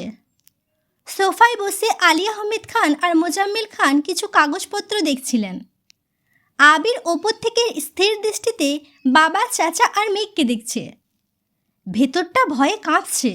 আবির ছোট থাকাকালীন আলী আহমেদ খান কয়েকবার আবিরকে নিয়ে ঘুরতে গিয়েছিলেন। তারপর থেকে আজ অবধি পরিবার নিয়ে কোথাও যাননি তিনি। মেঘ, মিমরা কোথাও ঘুরতে যেতে চাইলে ইকবাল খান নিয়ে যান। কখনো বাড়ির ৩ বউ একসঙ্গে শপিংয়ে নিয়ে যান। কখনো ৩ ভাই একসঙ্গে অফিসে বা অন্য কোথাও যান। আবার কখনো খানবাড়ি ৩ রাজপুত্র আর ২ রাজকন্যা একসঙ্গে ঘুরতে যায়। কিন্তু সকলে একসঙ্গে আজ পর্যন্ত কোথাও যায়নি। ফুপ্পির জন্য মেঘ আজ রিস্ক নিয়ে আব্বু, বড় আব্বুকে রাজি করাতে নিচে আসছে। কিভাবে কি বলবে বুঝতে না পেরে রান্নাঘরে ছুটে গেল। রান্নাঘরে মালিহা খান চা করতেছিলেন। মেঘ উত্তেজিত কণ্ঠে বলল, বড় আম্মু দাও, আজ চা আমি করব। তুই তুই পারবি না মা, হাত পুড়াইয়া ফেলবি। মোটেই না। তোমরা সবাই আমাকে এত ছোট মনে করো কেন? আমি কত বড় হয়ে গেছি দেখছো না? তুই বড় হয়ে গেছিস? অবশ্যই হয়েছি। আগামী মাসে ১৯ বছরে পা দিতে যাচ্ছি। মাশাআল্লাহ, বিয়ের বয়স তো হয়েই গেছে। জামাই দেখতে হবে তাহলে। মেঘ লজ্জায় বড় আম্মুর আঁচল দিয়ে নিজের মুখ ঢেকে ফেলল। মনে মনে বলল, জামাই ফিক্সড।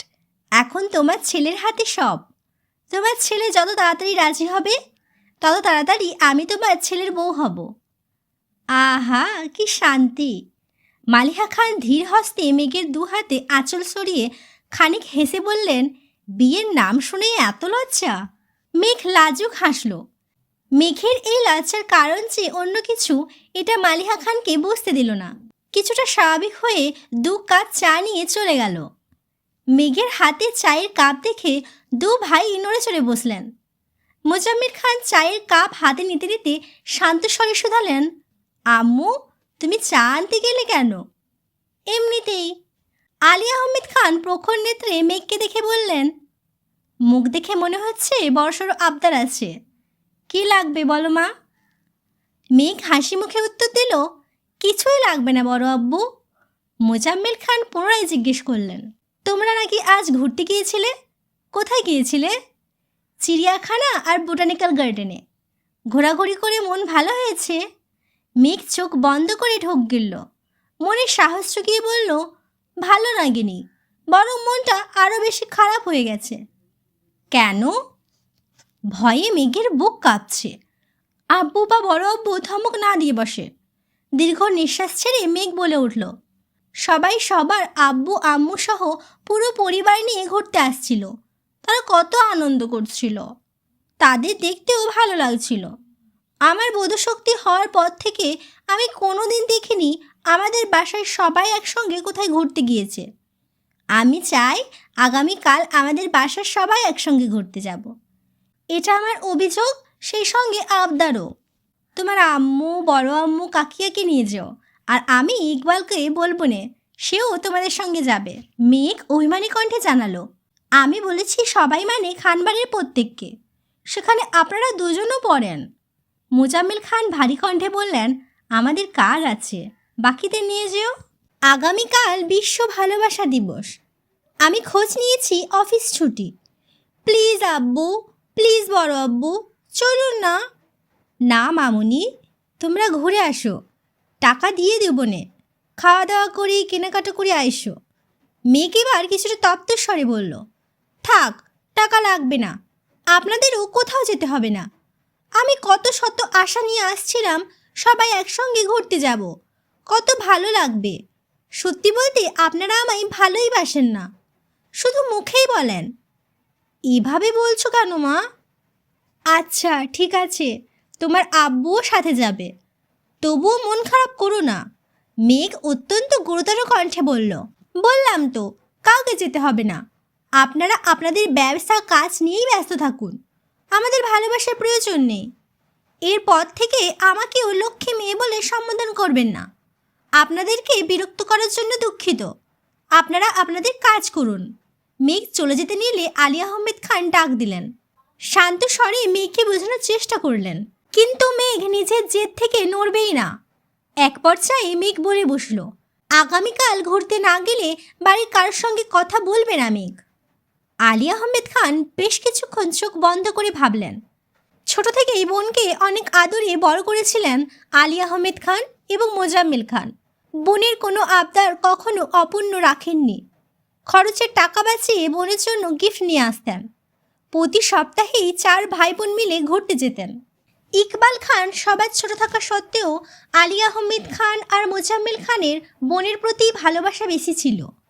কিন্তু বোন এমন কাণ্ড ঘটানোর ফলে ভাই বোনের শারীরিক মানসিক দুভাবেই বিচ্ছেদ ঘটেছে। পরিবারকে সময় দেওয়া, বিশেষ করে ঘুরতে নিয়ে যাওয়াটা একেবারেই ছেড়ে দিয়েছেন। দু একবার গেলেও মাথায় শুধু বোনের স্মৃতি ঘুরত। তার জন্য পরিবারের দায়িত্ব ছেড়ে ব্যবসার হাল শক্ত করে ধরেছেন। বড় ভাই দেখা দেখি মোজাম্মেল খানও ধীরে ধীরে একই পথের পথিক হয়ে গেছেন। সেই সঙ্গে পরিবারের পুরো দায়িত্ব পড়েছে ইকবাল খানের ওপর। বাসার বাজার থেকে শুরু করে কেউ অসুস্থ হলে হাসপাতালে নেওয়া, ডাক্তার দেখানো, ঘুরতে নিয়ে যাওয়া, সম্পূর্ণ দায়িত্বই ইকবাল খানের। অনেক ভেবেচিন্তে অবশেষে আলী আহমেদ খান জানালেন তিনিও আগামীকাল যাবেন। এবার মেঘের খুশি দেখে কে? মেঘ ছুটে গিয়ে আম্মু, বড় আম্মুকে ডেকে নিয়ে আসছে। আকলিমা খান মিম আদিকে পড়াচ্ছিলেন, তাদেরকেও ডেকে নিয়ে আসছে। এর মধ্যে আবির নিচে নামছে। মেঘ আবিরের দিকে তাকিয়ে টানা 2 বার ভ্রু নাচালো। আবিরও নিঃশব্দে হাসল। চোখের ইশারাতেই মেঘের প্রশংসা করল। আবির নামতেই মোজাম্মেল খান জিজ্ঞেস করলেন, আগামীকাল কি তুমি ফ্রি আছো? কিছু কাজ আছে? কেন চাচ্ছু? মেঘ একদম পাগল করে ফেলতেছে আগামীকাল নাকি ভালোবাসা দিবস। সেই উপলক্ষে বাসার সবাইকে নিয়ে ঘুরতে যাবে। তুমি কি সময় দিতে পারবে? আবির উদাসীন কণ্ঠে বলল, সবাই গেলে আমার তো সময় দিতেই হবে, কাজ না হয় পরেই করলাম। আবিরের ভাবের কথা শুনে মেঘ কপাল কুঁচকে আবিরের দিকে তাকিয়ে আছে। দিন রাত এক করে ফুপ্পিকে নিয়ে ভাবা মানুষটা ফুপ্পির সাথে সবার দেখা করানোর চিন্তায় আধমরা হয়ে যাচ্ছিল। অথচ আব্বুর সামনে এসে কি সুন্দর বলছেন ওনার নাকি কাজ আছে। কি এমন কাজ ওনার? এর মধ্যে ইকবাল খান বাসায় আসছেন। তানভীরকেও জানানো হয়েছে। কোথায় যাওয়া হবে, কখন যাবে, সব সিদ্ধান্ত শেষে যে যার মতো চলে গেছে। আলী আহমেদ খান, মোজাম্মেল খান দুজন আবারও কাগজপত্র দেখছেন। ইকবাল খান, আকলিমা খান, মিম আদি সকলে রুমে চলে গেছেন। আবির খেতে বসেছে। আবিরকে দেখে মেঘও আবিরের বিপরীতে গিয়ে বসল। ডাইনিং টেবিলে আর কেউ নেই। হালিমা খান খাবার রেডি করছেন। মেঘ আবিরের দিকে তাকিয়ে বিড়বিড় করে বলল, আপনার আগামীকাল কী এমন কাজ শুনি? কোনো কাজ নেই। কেন? একটু আগে যে বললেন ব্যস্ত, কাজ আছে। আবির ওষ্ঠদ্বয় কিছুটা প্রশস্ত করে বলল, কখনো কখনো পরিস্থিতি বুঝে মুখে মুখে হলেও ব্যস্ততা দেখাতে হয়। সবাই এক্সাইটেড হয়ে গেলে সমস্যা আছে। মেঘ মাথা চুলকে বলল, আপনি কি ভাবেন আর কি করেন আপনিই জানেন। আবিরের প্রশস্ত ওষ্ঠ আরও বেশি প্রশস্ত হলো। আবির তপ্ত স্বরে বলল, thank you my dear sparrow. My pleasure. আজ সকাল থেকে বাড়িতে হইচই। মেঘ আদি তিনজনই খুব এক্সাইটেড। গতকাল হুট করে আবির শাড়ি নিয়ে আসছিল, তাই সাজার তেমন সময় পায়নি। আজ মেঘ সকাল সকাল চুলে শ্যাম্পু করে অনেকটা সময় নিয়ে শাওয়ার নিয়েছে। ভেজা চুল ছেড়ে সারা বাড়ি ঘুরছে। সবাই রেডি হয়ে যাচ্ছে। কি ড্রেস পরবে মেঘ এখনও সিদ্ধান্তই নিতে পারছে না। ভালোবাসা দিবসে আবিরের সঙ্গে মিলিয়ে জামা পরবে এটা আগে থেকেই ভেবে রেখেছিল, কিন্তু সারাদিন যাবৎ আবিরের কোনো হদিশ নেই। সেই সকালে বেরিয়েছে, এখনও আসছে না। সবার বলাবলিতে মেঘ রেডি হতে চলে গেছে। মেঘ লাল রঙের একটা গ্রাউন পরেছে। চুলগুলো বেনি করে সামনের দিকে রেখেছে। এক হাতে ঘড়ি, আরেক হাতে আবিরে দেওয়া কাচের চুড়ি থেকে এক সেট লাল রঙের চুড়ি পরেছে। আজ কানে বড় দুল দিয়েছে। ঠোঁটে লাল টকটকে লিপস্টিক, চোখে আইলাইনারের সাথে হালকা করে দেওয়া কাজল। আগে মেঘ গাঢ় করে কাজল দিত, কিন্তু আবিরের ভয়ে এখন কাজল দেওয়া ছেড়েই দিয়েছে। হঠাৎ হঠাৎ হালকা করে একটু দেয়। মেঘ রেডি হয়ে সোফায় বসে ফোন চাপতেছিল। এর মধ্যে আবির বাসায় আসছে। আর চোখে মেঘকে খানিক দেখেই দ্রুত রুমে চলে গেছে। 20 মিনিটের মধ্যেই শাওয়ার নিয়ে একেবারে রেডি হয়ে নেমে পড়েছে। আজকেও পাঞ্জাবি পরেছে। আবিরের পাঞ্জাবিটা বেশ কয়েকটা রঙের কম্বিনেশনে তৈরি, তবে সেটাতে লাল রং একটু বেশিই ভাসছে। মেঘের ইচ্ছে পূরণ হয়েছে দেখেই মাথা নিচু করে মুচকি হাসল। আবির বাসা থেকে বেরিয়ে যাচ্ছে। পেছন পেছন মেঘও ছুটল। মেঘকে ছুটতে দেখে আবির থমকে দাঁড়ালো। মেঘ কাছে আসতেই শান্ত স্বরে বলল, ওখানে একদম শান্ত থাকবে। ফুপ্পিকে তুই চিনিস না, আর আজকের জন্য জান্নাত আপিকেও চিনিস না। ওদের দেখে উত্তেজিত হয়ে জড়িয়ে ধরতে যাবে না, মনে থাকবে? আচ্ছা ঠিক আছে, কিন্তু আপনি সকাল থেকে কোথায় ছিলেন? ফুপ্পি দুশ্চিন্তা করতে করতে অসুস্থ হয়ে পড়ছিল। আইরিন কল দিয়ে কান্নাকাটি করতেছিল, তাই বাসায় গেছিলাম। মেঘ উদ্বিগ্ন কণ্ঠে বলল, আমার ফুপ্পির জন্য খুব টেনশন হচ্ছে, আর আমার আব্বুর জন্য বেশি টেনশন হচ্ছে। আচ্ছা যাই হোক, তুই মুড অফ করে থাকিস না। বাসার সকলের সঙ্গে ঘোরার ইচ্ছে পূরণ হচ্ছে, সেটাতেই ফোকাস কর। মেঘ কথা না বাড়িয়ে সোজা গাড়িতে বসলো। একটু পর মিম আদি সহ সকলেই চলে আসছে। বাসার আশেপাশে সুন্দর নিরিবিলি জায়গা ঘুরে হালকা নাস্তা করে পরিশেষে রমনা পার্কে আসলো। আবির আর তানভীর এমন ভাব নিচ্ছে যে বাবা চাচার কথা ছাড়া তারা কোনো দিকে যায় না। রমনা পার্কে যাবে কিনা সেই অনুমতিও বাবার থেকে নিয়েছে আবির। শান্ত পরিবেশে হাঁটছে সকলে।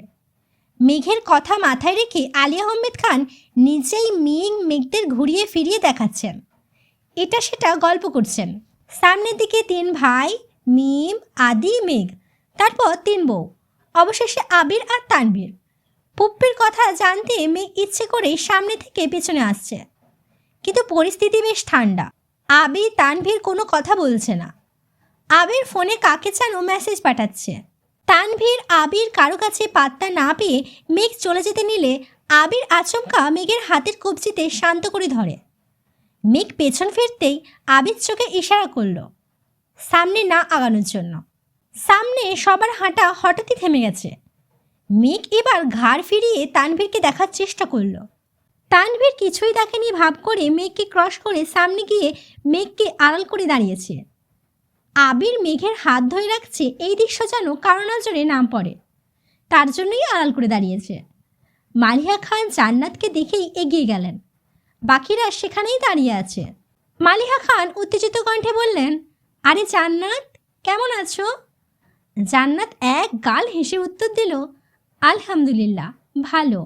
আপনি কেমন আছেন আন্টি? আপনারা সবাই বুঝি ঘুরতে আসছেন?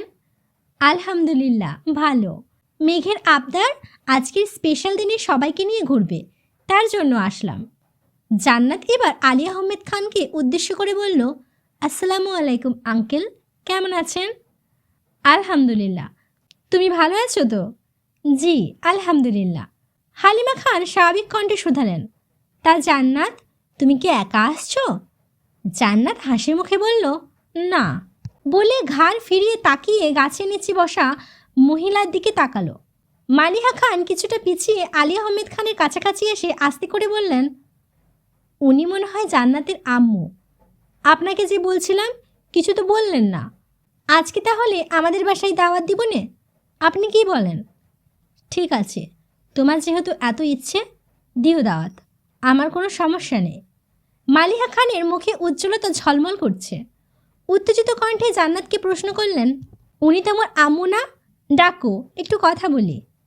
জান্নাত ঘাড় ফিরিয়ে ডাকলো, আম্মু এদিকে আসো। ঠোঁটে হাসি রেখেই জান্নাত মালিহা খানকে বলল, উনি আমার শাশুড়ি আম্মু। সহসা স্তব্ধ হয়ে গেছে সব কিছু। মালিহা খান অবিশ্বাস্য চোখে তাকিয়ে আছে জান্নাতের দিকে। জান্নাতের কথা শুনে আলী আহমেদ খানও কপাল কুঁচকালেন। মালিহা খান প্রায়ই আবিরের জন্য জান্নাতের কথা বলতেন, কিন্তু আলী আহমেদ খান তেমন সাড়া দেননি বলে এতদিন কিছুই বলতে পারেননি। অথচ সেই মেয়ে বিবাহিত। ওনাদের সাথে সাথে বাকিরাও অবাক চোখে তাকিয়ে আছে। মালিহা খান এতটাই শকড যে কিছুই বলতে পারছেন না। এদিকে আবির মেঘের হাত ধরে রেখেছে যাতে মেঘ কোনোভাবেই সামনে না যায়। তানভীর মেঘের সামনে দাঁড়ানো, তাই মেঘ জান্নাত আপুর কথা শুনলেও আপুকে দেখতে পারছে না। মেঘ ঘাড় কাত করে জান্নাতকে দেখার চেষ্টা করছে। আকলিমা খান খানিক ভেবে প্রশ্ন করলেন, তোমার বিয়ে কবে হয়েছে? অক্টোবরের 12 তারিখ আন্টি। মালিহা খান এবার দ্বিতীয়বারের মতো আশ্চর্য হলেন। আজ ফেব্রুয়ারি 14, মানে 4 মাসের উপর হয়েছে জান্নাতের বিয়ে হয়েছে, অথচ উনি তাকে ছেলের বউ বানাতে উঠে পড়ে লেগেছিলেন। হালিমা খান বললেন, আমাদের বললে না তো। আসলে আন্টি, হুট করেই বিয়ের দিন তারিখ ঠিক হয়েছিল, আর ওই রকম প্রোগ্রামও করা হয়নি, তার জন্য আর বলা হয়নি। তা তোমার হাজব্যান্ড কি করে? জবের জন্য আপাতত দেশের বাইরে আছেন। দোয়া করবেন আমাদের জন্য। ফি আমানিল্লাহ। স্বামীর সংসার নিয়ে সুখে থাকো। মালিহা খানের চোখ মুখ ফ্যাকাসে হয়ে গেছে। জান্নাতকে দেখে যতটা উত্তেজিত ছিল, এখন ঠিক ততটাই নিরুদ্বেগ। কোমল দৃষ্টিতে জান্নাতের দিকে তাকিয়ে আছে। জান্নাত পুনরায় একটু উঁচু স্বরে ডাকল, কি হলো আম্মু, আসো। এবার মালিহা খান উঠলেন। মাথায় ওড়না দেওয়া মাথা নিচু করে এগিয়ে এসে ভরাট শীতল কণ্ঠে বললেন, আসসালামু আলাইকুম। আস্তে করে সকলেই সালামের উত্তর দিয়ে তাকালেন সেই মহিলার দিকে। মহিলা মুখ তুলে তাকাতেই চোখাচোখি হলো আলী আহমেদ খানের সাথে। পাশে তাকাতেই মোজাম্মেল খান। প্রকৃতি যেন থমকে গেছে। মুহূর্তেই নিস্তব্ধতায় ছেয়ে গেছে সব কিছু। মাহমুদা খানের দৃষ্টি একে একে সকলকে দেখছে। মালিহা খান, ইকবাল খান, পেছনে হালিমা খান আর আকলিমা খানকেও এক পলক দেখে নিলেন। আবিরের হাতে থাকা মেঘের ছোট্ট হাতটা থরথর করে কাঁপছে। ভয়ে বুকের ভিতর হৃৎপিণ্ড ছুটছে এদিক সেদিক। হাত পা ঠান্ডা হয়ে আসছে। 28 বছর পর মুখোমুখি হয়েছে ভাই বোন। কী হতে চলেছে ভেবেই মেঘের শরীর ঘামতে শুরু করেছে। আবির 2 কদম এগিয়ে মেঘের পাশে দাঁড়ালো। মেঘের হাত ছাড়তেই মেঘ ব্যালেন্স হারিয়ে পড়তে নিলে আবির তৎক্ষণাৎ ডান হাত দিয়ে মেঘের কনুইয়ের উপর চেপে ধরল। মেঘ আর চোখে আবিরের দিকে তাকাতেই আবির মনের হেসে প্রখর তপ্ত স্বরে বলল, হে রিল্যাক্স, কিছু হয়নি। মেঘ শীতল চোখে আবিরের মুখের পানে তাকিয়ে আছে। কপালের ঘাম বেয়ে বেয়ে নিচে পড়ছে। দুশ্চিন্তায় দুধের ন্যায় মুখবিবর রক্তাভ হয়ে গেছে। মেঘ অল্পতেই ইমোশনাল হয়ে যায়। পরিস্থিতি সামলানোর আগেই ভেঙে পড়ে। আবির পকেট থেকে রুমাল বের করে আলতোভাবে মেঘের কপাল, নাক, থুতনি মুছতে মুছতে বলল, এই পাগল, এত টেনশন কিসের তোর? আমি আছি তো নাকি? আবির মেঘের মাথায় হাত বুলাতে বুলাতে ধীর কণ্ঠে বোঝাচ্ছে। মেঘও শান্ত মেয়ের মতো আবির কথা শুনছে। এদিকে মাহমুদা খানের দিকে এক দৃষ্টিতে তাকিয়ে আছে সকলে। 28 বছর পর কাউকে হুট করে দেখলে কখনোই চেনা সম্ভব না। বেশ কিছুক্ষণ পর ইকবাল খান শ্বাস ছেড়ে গম্ভীর কণ্ঠে বললেন, আপা। মিম আদি একবার আব্বুর মুখের দিকে তাকাচ্ছে, আবার মহিলাকে দেখছে, আবার ঘাড় ফিরিয়ে বাকিদেরকেও দেখছে। হালিমা খান আর আকলিমা খান মাহমুদা খানকে বাস্তবে দেখেনি, দু একবার শুধু ছবিই দেখেছিল, তাই তেমন চিনে না। মোজাম্মেল খান ভারী কণ্ঠে বললেন, তুই? মালিহা খান এখনও নিশ্চুপ। জান্নাতের বিষয়টাতে এখনও স্বাভাবিক হতে পারছেন না। তার উপর এত বছর পর ননদের সাথে দেখা, সব কিছু মাথার উপর দিয়ে যাচ্ছে ওনার। এদিকে আলী আহমেদ খানও পাথরের নেই দাঁড়িয়ে আছেন। মিম আর আদি দুজনে বেশ কিছুক্ষণ মুখ চাওয়াচাই করে অবশেষে আব্বুকে প্রশ্ন করল, আব্বু, উনি কে? ইকবাল খান উত্তর দিতে পারছেন না। নিজের সন্তানের সামনে বোনকে কী বলে পরিচয় দিবেন সেটাও বুঝতে পারছেন না। ইকবাল খান অসহায় মতো তাকিয়ে আছে মোজাম্মেল খানের দিকে। মিম একবার প্রশ্ন করে থেমে গেলেও আদি বারবার প্রশ্ন করেই যাচ্ছে। কেউ কোনো উত্তর দিচ্ছে না। দীর্ঘ সময়ের নীরবতা ভেঙে মাহমুদা খান জিজ্ঞেস করলেন, কেমন আছো ভাইজান? একমাত্র বোনের মুখে ভাইজান ডাক শুনে আলী আহমেদ খানের বুকটা কেঁপে উঠল। ঢোক গিলে অনুষ্ক স্বরে বললেন, আলহামদুলিল্লাহ। স্নিগ্ধ শীতল পরিবেশ, পাখিদের কিচিরমিচির শব্দ ব্যতীত আর কোনো শব্দ নেই। কেউ কথা বলছে না, আবার জায়গা থেকে নড়ছেও না। আদি কিছুক্ষণ থেমে থেমে আবার প্রশ্ন করে। মাহমুদা খানের পরিচয় জানতে চাই, কিন্তু কেউ বলে না। জান্নাত সশরীরে এতক্ষণ উপস্থিত থাকলেও তার মনোযোগ ছিল ফোনে। আসিফ কল দেওয়ায় ফোন নিয়ে একটু দূরে চলে গিয়েছিল। কথা শেষ করে এগিয়ে আসতে আসতে স্বাভাবিক কণ্ঠে বলল, আম্মু, কথা শেষ হয়নি, চলো বাসায় যাই। মাহমুদা খানের কান্না গলায় আটকে আসছে। এত বছর পর ভাইদের চোখে দেখছেন, ঠিকমতো কথাও বলতে পারছেন না। মাহমুদা খান শীতল কণ্ঠে বললেন, আসছি ভাইজান। মাহমুদা খান জান্নাতের পাশে হেঁটে যাচ্ছেন। প্রত্যেকেই সেদিকে তাকিয়ে আছে। প্রতিটা সদস্যদের ভেতর খুঁড়ে শুধু দীর্ঘশ্বাস বেরিয়ে আসছে। আলী আহমেদ খান, মোজাম্মেল খান সহ সকলেই আজ কঠিন সত্যের মুখোমুখি হয়েছে। সন্তানদের প্রশ্নের উত্তরে না পারছে সত্যি বলতে, আর না পারছে এড়িয়ে যেতে। মেঘ আবিরের দিকে তাকিয়ে ভ্রু কুঁচকাল। আবির নিঃশব্দে ডান ভুরু ওঠাতেই মেঘ বিড়বিড় করে বলল, ফুপ্পি চলে গেল কেন? আমি বলেছি চলে যেতে। কেন? আবেগ, অনুভূতি, ভালোবাসা 28 বছর যাবৎ চাপ পড়ে কঠিন পাথরের রূপ নিয়েছে। সেই পাথর 5-10 মিনিটে গলবে না, আর তার জন্য পর্যাপ্ত সময় লাগবে। স্তব্ধ পরিবেশ স্তব্ধ রেখেই সকলে বাসায় ফিরে আসছে। কারো মুখে কোনো কথা নেই। বাসায় আজ রান্না নেই, খাওয়া দাওয়া নেই। মিম আদিও আজ তাড়াতাড়ি ঘুমিয়ে পড়েছে। 3 বউ রান্নাঘরে দাঁড়িয়েই ঘণ্টাখানেক আলোচনা করেছে। 3 ভাইয়ের মনে কি চলছে কে জানে। 3 জনই 3 জনের রুমে বসে আছে। কি ভাবছে কে জানে। তানভীর বাসায় ফিরে আবার বেরিয়েছে। টুকিটাকি কাজ ছিল, সেগুলো শেষ করে বন্যাদের এলাকায় আসছে। কিন্তু বন্যার কোনো হদিশ নেই। আজকের স্পেশাল দিনে বন্যার দেখা পাবে না ভাবতেই ভেতরটা মোচড় দিয়ে ওঠে। সন্ধ্যার পর হয়ে গেছে, বন্যার বের হওয়ার কোনো সম্ভাবনা নেই। কিন্তু তানভীরের মন যেতেও চাইছে না। প্রায় 1 ঘন্টা অপেক্ষার পর তানভীর বন্যাকে কল দিল। বন্যা কল রিসিভ করতেই তানভীর বলল, আয় মেয়ে, কোথায় আছো? তানভীরের ধমকের স্বরে কথাতে বন্যা না চাইতেও কেঁপে ওঠে। সদ্য ঘুম থেকে ওঠা মেয়েটা নরম স্বরে উত্তর দিল, বাসায়। কেন? আমি তোমাদের বাসার গলির সামনে দাঁড়িয়ে আছি, তাড়াতাড়ি আসো। মানে? আসতে বলছি, আসো। বলেই তানভীর কল কেটে দিয়েছে।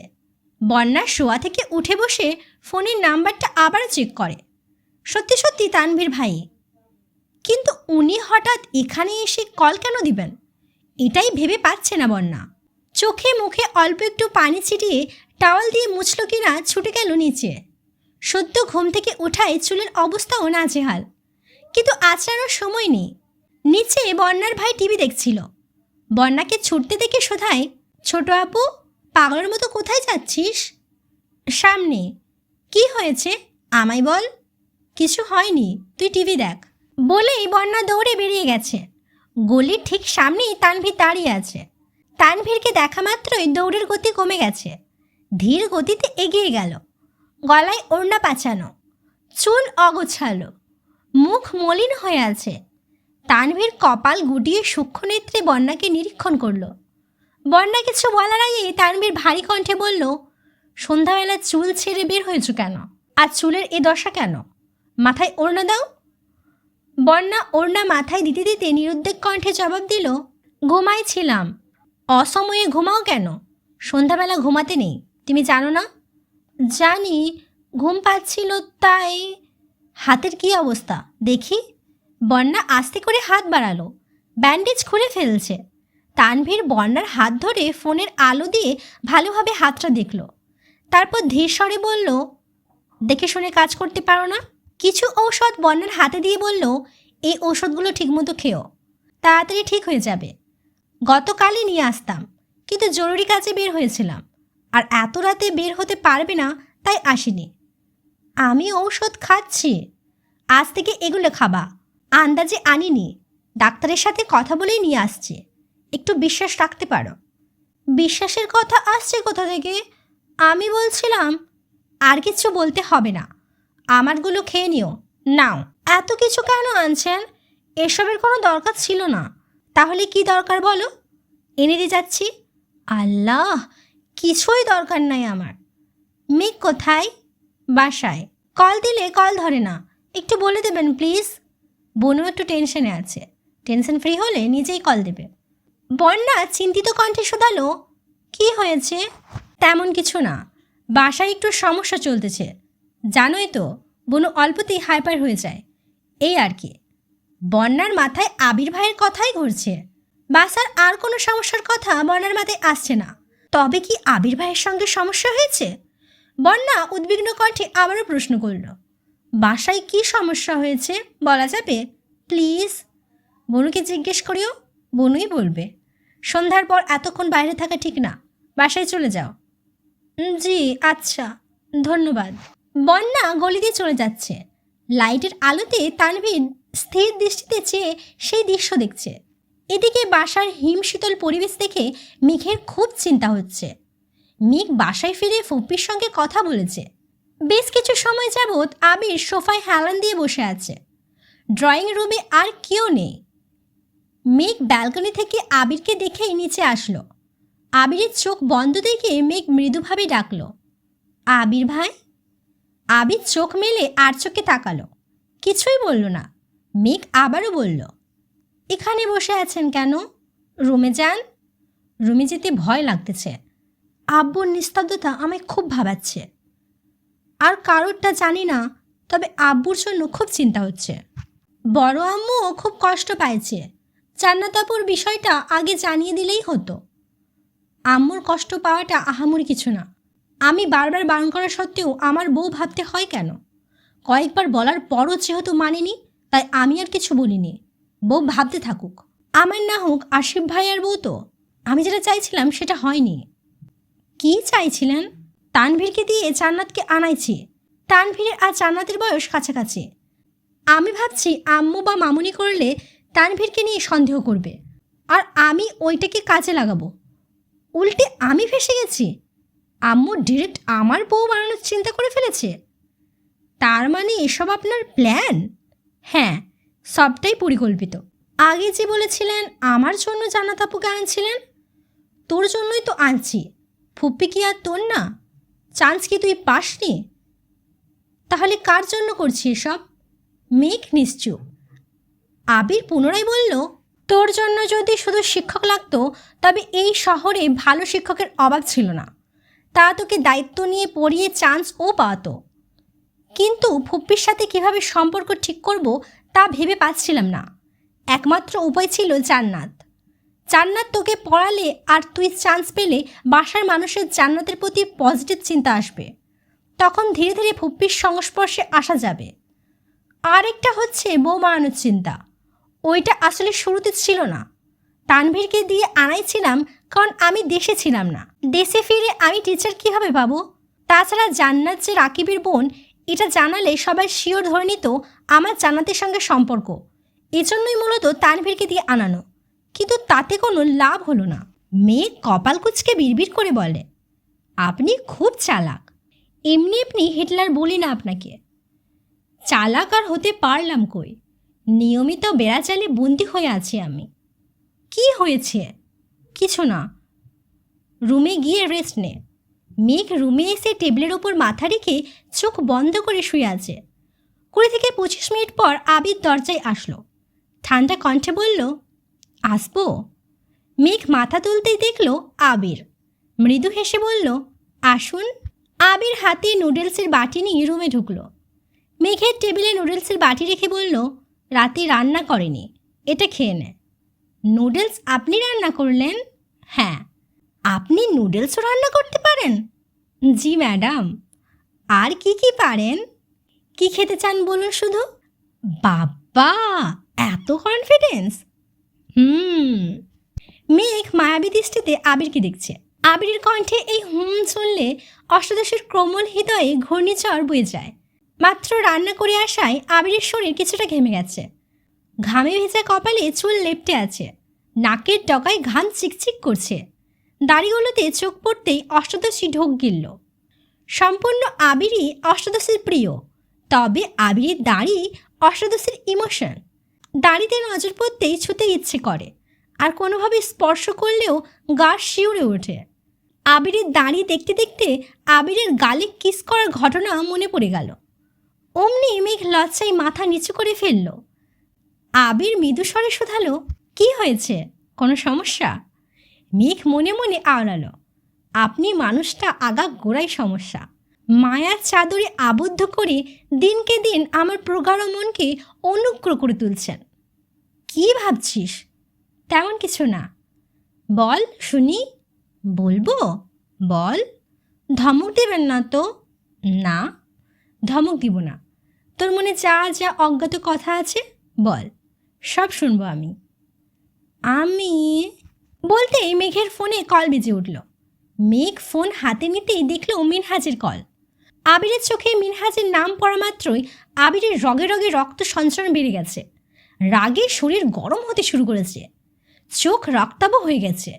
মেঘ কল কেটে দিয়েছে, তারপরও আবার কল দিয়েছে। আবির ফ্লোরের দিকে তাকিয়ে রাগ কমানোর চেষ্টা করছে। আজকের স্পেশাল দিনে আবির মেঘকে একটু সময় দিতে পারেনি, তাই ভেবেছিল আজ মেঘের মনের সুপ্ত অনুভূতি জানবে, যতটা সম্ভব মেঘকে আশ্বস্ত করবে। কিন্তু মিনহাজ কল দিয়ে সব ধ্বংস করে দিয়েছে।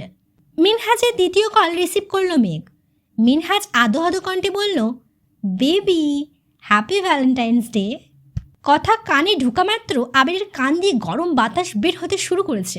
ক্রোধে এক হাতে কপালে দুপাশ চেপে ধরেছে। বসে থাকতে ইচ্ছে করছে না। বসা থেকে উঠে দীর্ঘ কদম ফেলে রুম থেকে বেরিয়ে গেছে।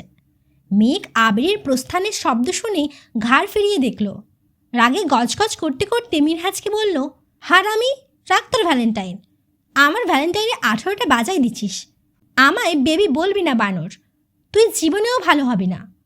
কল কেটে দেওয়ার পরও বারবার কেন কল দিচ্ছিস? আমার কপালটাই খারাপ, দূর, ভাল লাগে না, বাই।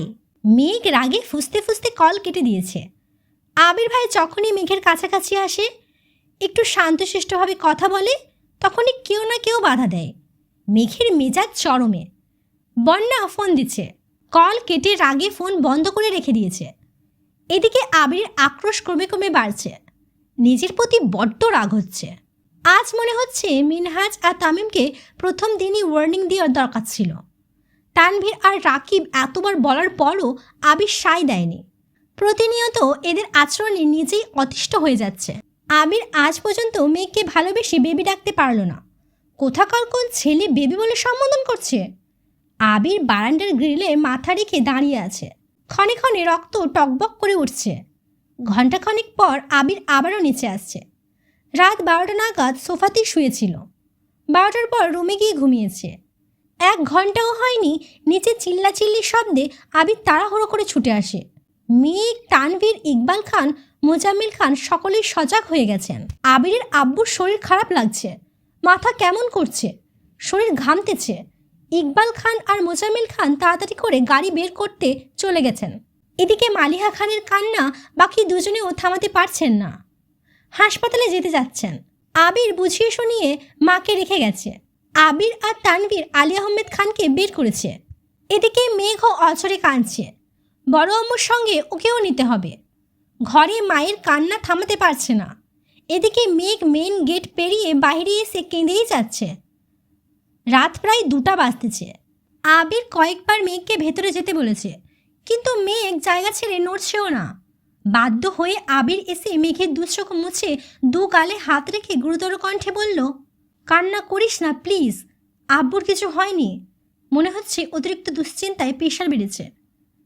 তোরা সবাই যদি এভাবে কান্না করিস, আমি কিভাবে সব কিছু সামলাবো বল? তুই আম্মুর কাছে যা প্লিজ, আম্মুকে শান্ত করে ঔষধ খাইয়ে দিস, আর আম্মুর কাছেই থাকিস। মেয়ে কাঁদো কাঁদো গলায় বলল, ঠিক আছে। এই ছিল আমি তো ভালোবাসি তোকে 45-এর সেকেন্ড পার্ট। পরবর্তী পর্ব নিয়ে খুব তাড়াতাড়ি আসবো। আমার বলা পর্বগুলি যদি আপনার ভালো লাগে অবশ্যই আমার চ্যানেলটিকে সাবস্ক্রাইব করে আমাকে উৎসাহিত করবেন, লাইক করবেন, কমেন্ট করে বলবেন আপনার কেমন লেগেছে। সুস্থ থাকবেন, ভালো থাকবেন, নিজের খেয়াল রাখবেন। আল্লাহ হাফিজ।